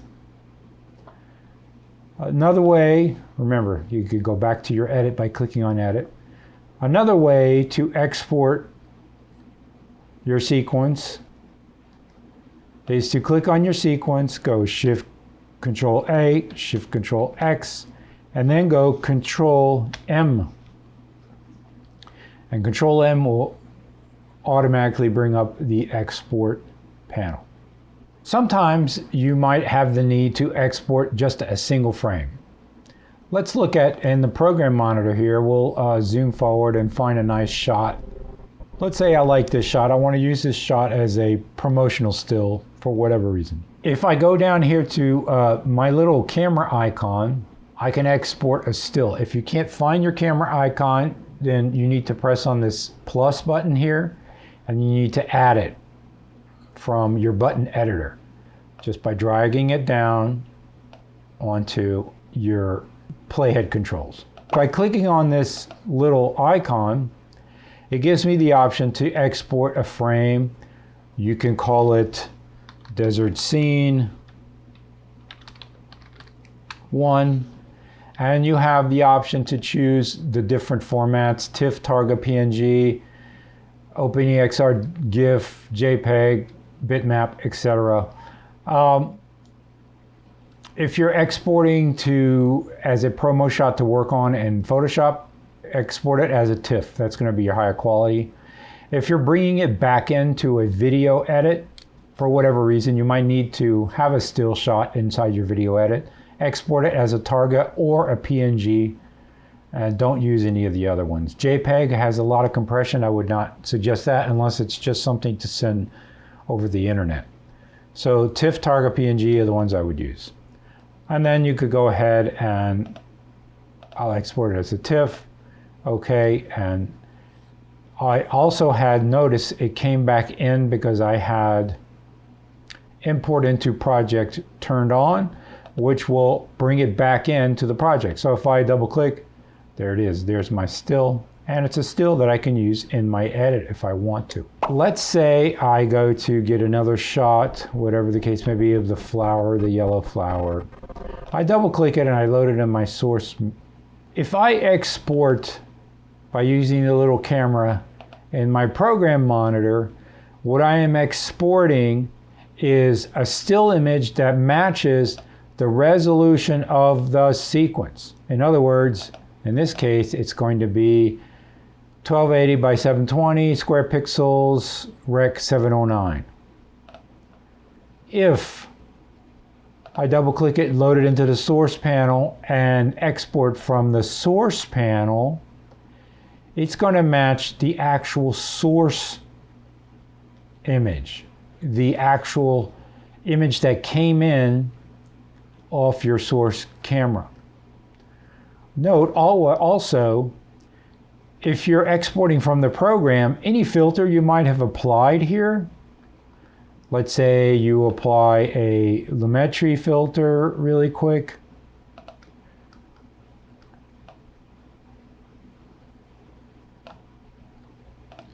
To this flower. Now, if you export this, it will export it. Sometimes your camera might be hidden. You might just have to expand the panel a little bit. It will export it with the filter applied. However, if you double click on it, note the difference. The source will export without the filter applied. So that's how to export a single still image. Now in the book on page 459 in lesson 16, they say something that I disagree with entirely.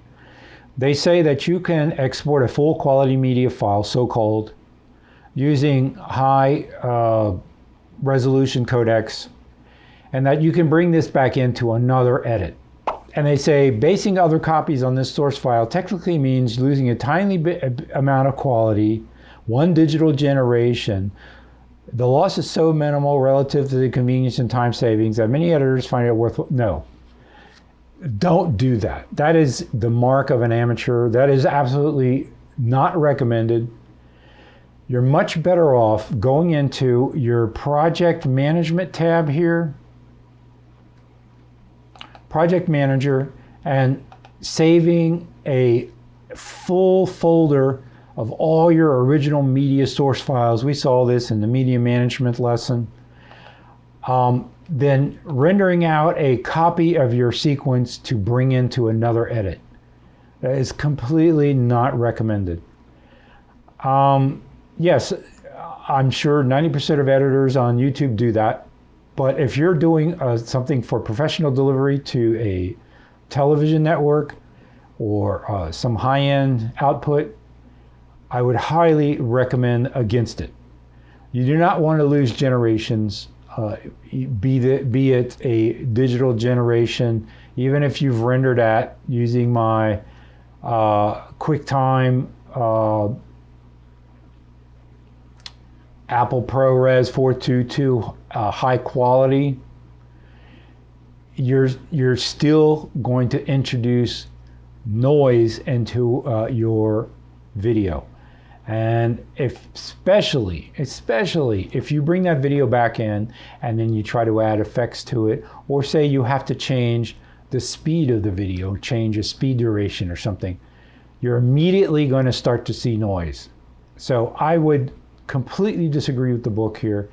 I would say that's the mark of an amateur. You do not want to do that. It's much better to go here, use your project manager, save your entire project as a standalone archive folder with all your media files in it, park that on a hard drive, and do an assemble edit at the end with all the pieces brought back in as the need may be to reconstruct your edit.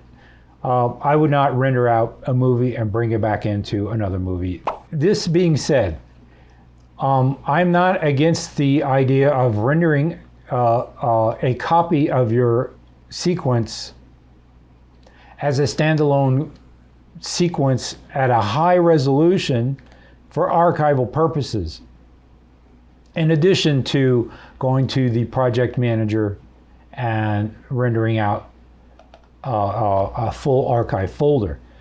You can render out a movie, your final movie, as a backup, a failsafe, and archive that as well to have just in case you lose everything else. Also, you need to make things future-proof. You need to think about making things future-proof. In the future, Adobe Premiere Pro might not exist, or it might not be backwards compatible. It might not exist in this format. I've worked on many systems that no longer exist. Final Cut Pro was a very, very advanced editing software that no longer is used. So projects that were created or built in Final Cut Pro cannot be imported into Adobe Premiere Pro. So I would have to use the final rendered movie out of that project as a future-proofed archive to bring it into another project. So that's sort of like where you start losing generations, and where, you know, we run into the legacy media archiving problem. So yes, I would say, of course, render out a maximum high quality copy of your movie as a future-proof archive. But also, if you expect to be working on that movie in the future, say in 3 months, 4 months time, I would say project manager, render an archive folder of all the media in the movie. So that's just a note as well to keep in mind. You might need to future-proof your movie as well. So like I said, you have to be aware of what it is that you're exporting. I'm going to go back to my Beau's layout, so I get rid of this area here, because really we're only looking at the source monitor and the program monitor right here. Now, typically I work with selection follows playhead turned off, because I do not like, and this is just my preference, I do not like my playhead to be selecting things for me, unbeknownst to me, unless I'm in my color correction mode and I'm color correcting one clip at a time. But typically, I like to make the selection decisions myself and not let the playhead do it without me. So, as you see, nothing is selected in the sequence, even though I'm moving my playhead around. But if I did want to, say, export just a portion of the sequence, I could place my playhead here, put an end point, place my playhead here, put an out point, and do Control M to open up the export window. And here I have the option to specify the range to export, either the entire source or the marked portion in to out. And you can see here, this is a replica of my sequence here with the playhead that I can scrub here.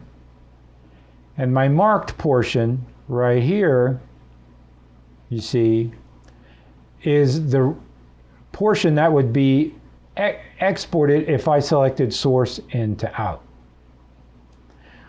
I could also just say, no, I want the entire source, or the work area, or a custom source area where I could take my ranges here and select it by hand in this area here. So again, pay attention to what it is you're exporting. Typically, it's the entire source, but if you're just doing test exports, it's okay to export just a small segment of your sequence just to see what the export's going to look like. Under here, of course, this is a play button. You could play it to preview it if you needed to. Under here, you've got your source information. In other words, this is what your source video looks like. It has all the information of your source video, and this is what you're going to be outputting at right now, the way things are set up. So, QuickTime at a Apple ProRes 422HQ codec at 1280 by 720 frame size, 29.97 frames per second, progressive quality 100, which means, and this is the length of your movie, $1.20. This is going to be what your output's going to look like. The audio is uncompressed, 48K, fully 48 kilohertz stereo, 16-bit. Sometimes it will give you a calculation on how big the output size of the file is going to be, but a lot of times it just says unknown, and that's just, you got to live with it. So like I said, there are 3 areas inside the export window. There's the this area here, which tells you where you can export to. And without getting into it, you can export directly to YouTube or directly to Facebook, etc., etc. I'm not going to show you how to do that. That's fairly easy. But in general, you can, if you're doing a lot of media files and you just need to throw them all up onto YouTube, you can turn this on and you can configure the export to automate the export and to go ahead and throw everything up on the YouTube, and you can go up and have a cup of coffee and the robot will take care of everything. But typically you're going to be exporting a media file to your hard drive, and so this is the one that we're mostly going to have engaged. And this is how you turn it off and turn it on. Here's where you're going to be doing a lot of your work here, is in your settings window. This is your file name. Of course, you can change the output name of your movie.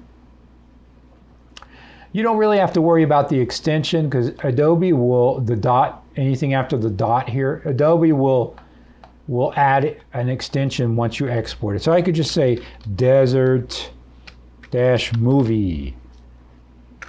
with a capital D, right? So now my file name is going to be Desert Movie. If I click on here, this allows me to tell it where I want it to be saved to. I'm just going to save it to the desktop, right? Now, underneath here, you've got a couple of things that we need to look at. The preset. Remember when we did our quick export, we had set this to match the video preview settings of the sequence. Remember, the preview video settings get set in your sequence settings. And also remember, the preview video settings are not the same as the sequence settings. The preview video settings have to be set separate from the actual sequence settings. You have to pay attention to that. Or you can just go match source adaptive high bitrate. And it's going to immediately switch over to, now we've got a different output. We're doing H.264 now. And it's a NVIDIA codec, which at a variable bit rate, 1 pass, and the target is 8.5 megabits per second. All those things sound fancy, but I'll show you a little bit more about that in a minute. So you have presets here. You can also get more presets. So you got high quality, etc. More presets. Okay, and now you've got the big list of presets. Boom, boom, boom, boom, boom, boom. All these presets.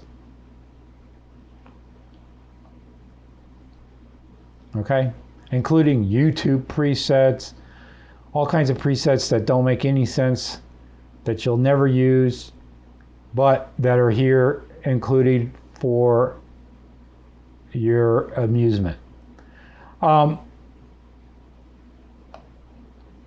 So this is why you need to ask your client and your producer, what do you want me to export at? If you're exporting at 4K UHD, well, you better hope that your sequence matches that format, because otherwise everything's going to look strange. Because when you export this, let's say okay, what's going to happen is it's going to up-res everything to match that 4K setting. So it's going to take your small 2K project and just basically blow it up. And resultingly, you're going to get a lot of noise in your picture. So be careful when you select a preset. Of course, you can also select a custom preset or build your own. I think this is a custom preset that I built based on the source hardware encoding NVIDIA target 50 megabits per second. You see my target bit rate is higher than the one that they had. Okay, here's my custom preset. Let's say I want to change that. Well, you can click on these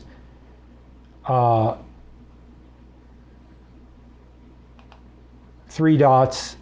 You can save a preset once you've changed it, or you can import another preset that maybe another editor created somewhere else and emailed to you. You can import that. Here is where you can change that preset. Now, notice this video button is turned off right now.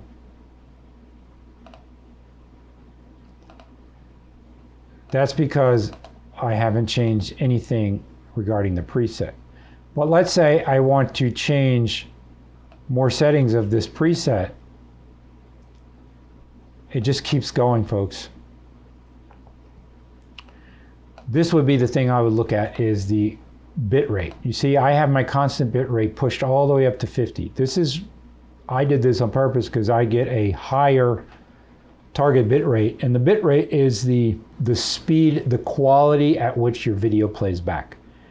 So I selected this. I built this custom preset with a high bit rate. Constant bit rate is better than variable bit rate. Variable bit rate 2 pass is better than variable bit rate 1 pass, but constant bit rate is even better. Now that demands more processing power, but it's going to be better. I had also turned on render at high maximum quality. These are all things you're going to need to look into to try to get the best quality possible. And this takes a little bit of trial and error, unfortunately. You're going to want to have your effects tab turned on here. Metadata, sometimes yes, sometimes no. Of course, the metadata, you can add all kinds of metadata. You can either include it with the file or include it as a sidecar file. I'm not going to get into that. Typically, I don't really do a lot of work with metadata, but if you're working in a group situation, you might be working with metadata on your exports.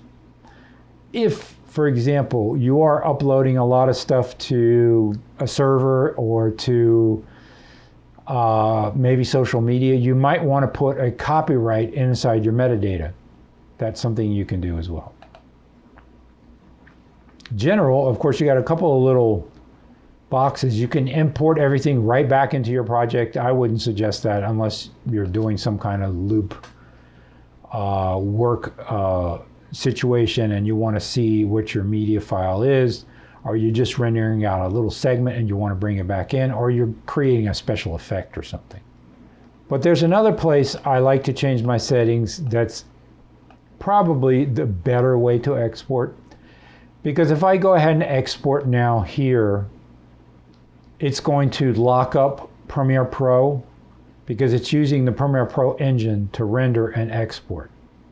So instead of exporting here, I'm going to hit Send to Media Encoder. Now, that's going to take a minute to open up my Media Encoder, which is another Adobe side application. which allows me to encode my movie and export it out of Premiere Pro. So here's my Adobe Media Encoder interface. Yours probably looks different. I've changed my setup, workspaces, revert workspace. Yours probably looks more like this.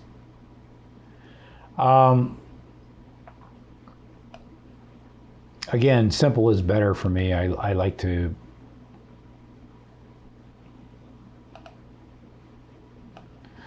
I'll close my media browser, I'll close my preset browser. I don't need all that stuff. It's just extra noise. And so I typically will keep it like this. And you see that I went ahead and told it to render my review copy, and it's going to render out the settings that I had set. But before I render it, this is the desktop. It's going to render to the desktop. I can select if I want it to render somewhere else. My preset is set to custom. If I click on here, it's going to bring up another interface. And this is the interface that I prefer using. And then here, you can go get a preset. Here's all my presets. We already saw a lot of these. You can save a preset, you can load a preset, or you can alter this preset. And you have your tabs here of what you're going to be altering. Let's say, in terms of the video, I want to match the source, and it's telling me this is the frame rate, this is the width and the height. But I'm going to scroll down a little bit, and I'm going to make sure render at maximum depth is turned on. And you see I've got CBR at 50. And here it's going to tell me what my target file size is going to be, 500 megabytes. I'm also going to turn on use maximum render quality. These are just sort of some of the things, especially if I'm rendering out an H.264, which is an MPEG-4, an MP4. This is going to be an MP4 movie. You see, it's going to be saved as Desert Movie MP4. If I have rendered it as a QuickTime, that changes it to desertmovie.mov, right? And you want to make sure you don't want to render Adobe stock high def. You want to go get your Apple ProRes 422 high quality. And again, you want to go down here and you want to make sure that your render at maximum depth is turned on. Okay. This time it's not going to tell you what the estimated file size is, but you're also going to turn on use maximum render quality. This is just stuff I've arrived at through trial and error.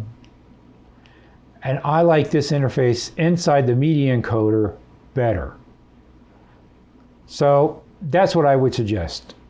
Now, once you've got that set up, you can go here in the media encoder and you don't have to render this out. You can go get another movie and set up a whole bunch of renders here in the media encoder. And once you're ready, just hit play and it'll start rendering all your movies. And the book, they say you can even do this in the background and go back to Premiere Pro and continue editing. And I say, no, that's not true, because it's just going to completely gunk up your computer. You're not going to be able to do anything. So really, when you're rendering your movies, you should not be editing on the same system anyhow. So in my export window, remember this is the default export window.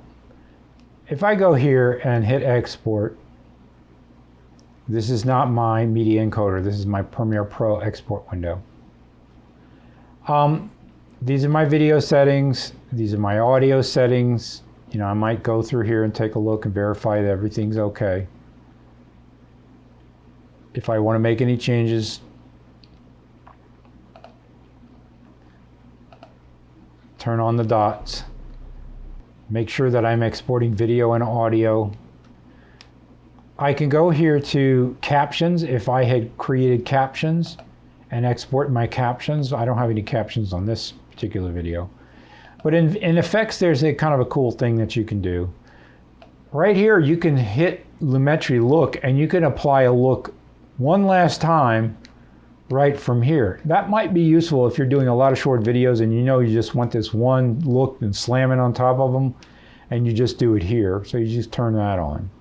I'm not going to look at all these other things. You can also slam on your video limiter here if you're just in a real hurry and you need to get your video edits out and you don't have time to put your video limiter on inside the sequence. Just slam on your video. This is quite useful here. Just slam on your video limiter here and you can determine I want it to be at 100 IREs, no compression, and pow. You know that every video that gets spit out from here is going to have that video limiter on it. You can also put a loudness normalization on. Well, I'm not going to look into that, but these things can be useful if you're in a real big hurry.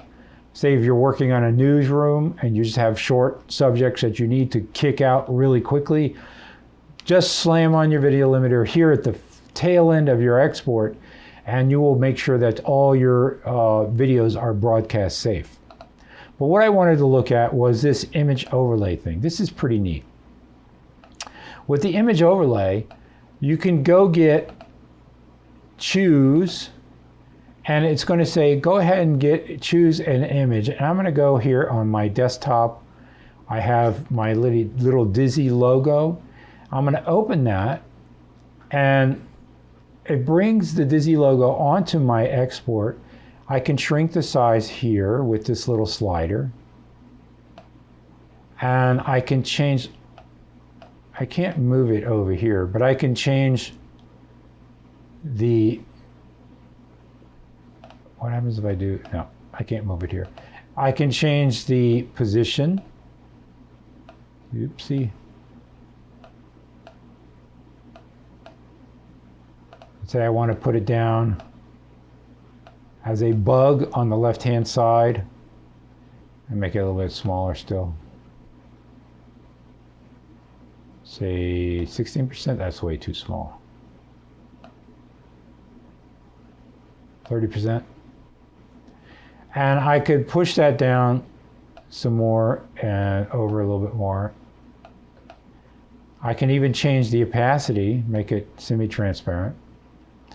And when I render this movie out, it's going to have this little bug on it, which can be kind of cool.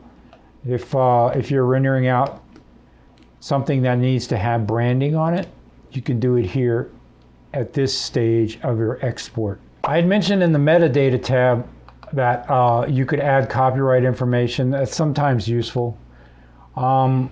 If you select Create Sidecar File and go to Metadata Dialog, you've got just tons and tons and tons of options. But let's just say rights management. You could put who the owner is, and you could say copyright Dizzy Worldwide Corp, right? You could put the web statement. You could say https www.dizzyworldwide.com. Okay, and this is going to get included in the metadata of my movie, meaning if someone else gets this file and they read the metadata, they will see this information. And this is typically something your producer will tell you about if they need you to add metadata to your export file. If you're just exporting video for just, whatever reason you just need to export video, typically you won't have to worry about the metadata file, but it's good to know that you can add information and quite a lot of information because, and this is all, you can add a PDF. You can add, just all kinds of stuff. And this is all contributor, coverage, author, date, description, copyright notice, just it keeps going. This is all for background administrative stuff. But if you're working for a corporation that needs that, requires that, you might need to look into that. As I said before, if you're working on a sequence and you want to see what some things might look like before rendering out your whole entire movie, and as I mentioned, using my media encoder, I'm going to have to go get my media encoder here. Using my media encoder, I might not know what the best settings are right off the bat. I might have to experiment a little bit. Well, here in the media encoder, you can also determine, set a custom range and say, I just want to export this little piece of video, the source range right here, you see, and specify the range to export. I just want to export this, and you can try out different, try out a QuickTime. You can try out a MP4, you see. You can try out an H.264 with different settings down here. You can hit match source. And you can try exporting at these different settings on a little piece of video before exporting your entire video. That's a good way to work. Also with Media Encoder, I'm going to go ahead and cancel this. I'm going to bring up the other part of Media Encoder right here. This part, this Media Encoder window, I'm just collapse this. I'm going to collapse my Premiere Pro. I just want to show you something that's kind of cool inside Media Encoder. Media Encoder is a standalone app, so it doesn't only work with Premiere Pro. If, let's just say, someone sent you a movie and you want to make a quick MP4 of it, they sent you a QuickTime movie, say review, copy, movie. You can just drag it here into, drop here as a separate source, and quickly go here and say, no, I want to render this out as a H.264 MPEG-4 movie. See, review, copy, MP4, just for the sake of it, or just because I need a quick render, or just because I need a quick copy. So Adobe Media Encoder is also a standalone app where you can just drag movies in from your desktop or from a hard drive straight into the app, and you could render it out as well. And finally, the last thing, this is a little bit sort of techie and complicated, but let's say you need to share your edit decision list. I'm going to do Shift Control X, Shift Control A, Home. Your edit decision list with another editor. Now, what is an edit decision list? The edit decision list is all the decisions you've made in your edit. For example, I cut this clip onto this clip, I added this transition, etc., etc., etc. And it's just a little file that has nothing to do with your, well, it doesn't include your source media. It's just the instructions to this edit. And it's a much smaller file that you can actually email back and forth. It's quite a small file. And you can export this file to another editor who might have access to the same source material, who might be able to load that edit decision list, it's called an EDL for short, and immediately have your edit in their system. In order to do that, you can select either your sequence from here or from here in the project lesson and go File, Export, EDL. And then you have a bunch of options, which I'm not going to go through, but what this will do is it'll export all the edit decision list instructions that have to do with your review copy. Now, let's say your fellow editor is working on a different machine, like an Avid instead of Premiere Pro. Well, you can export a AAF file,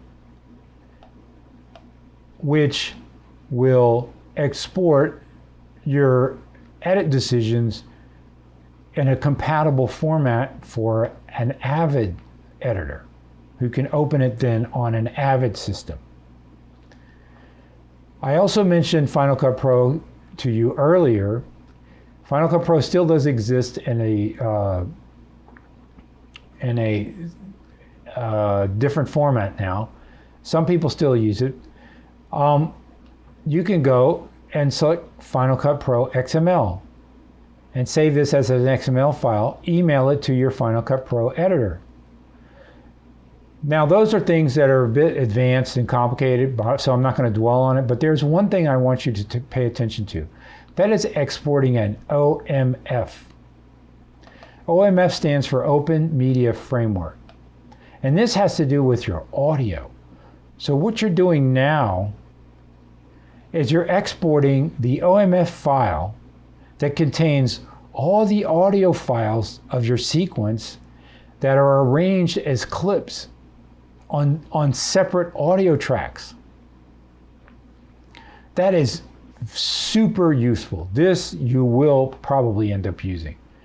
What you will do here is, say for example, you're editing a video and you've got a lot of audio tracks and you've done an approximate mix that you're pretty happy with, but you know that you're going to need a professional audio mix engineer to take a look at it. This is where you're going to export that final edit. Once you get to the end of your sequence, you've done your entire edit and you've done your mix the best you can. You're going to export your OMF and you're going to send to mix engineer. Send me your edit and you're going to determine, okay, I want it at 48 kilohertz, which is typical, 16 bits, which is also typical. And you can render the complete audio files, which would mean that the editor, the mix engineer would have access to the entire audio files, which is something you might not want. So you would probably select trim audio files and just give them a little bit of a handle. 10 frames on each side would be good enough, I would suggest. 30 frames is probably a lot. You can either say embed the audio or separate audio tracks, and that's going to break it out into separate tracks. This is very useful, and you might include pan, of course. I would say yes, include the pan. The pan is whether it's pan to the left or to the right. This is great because this is going to export all your audio as tracks that can then be imported into a professional audio mixing software and can be mixed professionally. And then they could go ahead and mix that and then send it back to you. And then you would have a nicely mixed track that you could just lay back into your sequence. And then you have a super professional product that has a professionally mixed audio track that goes with it. And this is where you would do that, is using the OMF export settings. So that is a great tool to know that it's right there. It's in your file export menu. All right. So that is the end of lesson 16. That's pretty much all you need to know about exporting.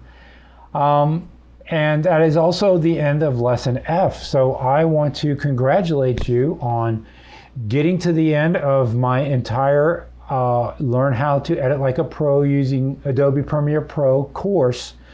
It is a long course and there's a lot of information that has been shared in this course. But the title of this course is Learn How to Edit Like a Pro. So now you have all the information you need to truly learn how to edit like a pro. All you're going to need is some practice. So practice your editing using Adobe Premiere Pro, and by having gone through this course, you will know all the tools that are now available to you as an editor, and you will know where to access these tools. You don't need to remember all the tools and how they all work all at once. That will come with experience. But what you do need to know is that these tools exist. And by knowing that they exist, for example, this last one, export all your audio tracks so that a professional audio mix engineer can mix them for you. Well, you know that that exists. You might have never done it before. You might have to go back to the book and read how to do it, or just experiment and export your OMF a couple of times. You might ask your mix engineer, what do you want? Do you want AIFF files or .wav files? And he'll tell you, or she'll tell you. So you know that that tool exists. You might have never used it before. You might have never done color correction using the Luts or the Looks before. You might have never done trims using your ripple or slide or slip tools before. But now you know that they exist. You know that they're there. You know that when you encounter that problem, now you have ways to solve that problem. Because editing, basically, as a professional, is a series of problems that you need to solve. And so now you have the tools to solve these problems. And what this course is designed to do is to help you know that these tools exist, all the different variety of tools that are out there inside Premiere Pro. And by going back through the lessons again, hopefully you will go back through the lessons as needed, you can find those tools and hone in on a particular tool that you might need to resolve a particular problem, and then familiarize yourself better with that tool so that then you know how to solve that particular problem. And like I said, with experience, the more problems you solve, the more experience you're going to gain, and the more you're going to familiarize yourself with these different tools. But now you have a nice large expose of all the tools that are all available to you to tackle the problems that turn up in any type of edit that you might be faced with. So I want to congratulate you for getting this far. I want to encourage you to keep editing and to keep learning and to go through these lessons again as needed. Hopefully you can find your particular solution using the chapters in these attached videos. And I hope that I've been able to impart a little bit of useful information through these lessons, and that they will prove useful to you as you develop as a professional editor using Adobe Premiere Pro. Thank you for watching this lesson and getting to the end of it, and congratulations once again.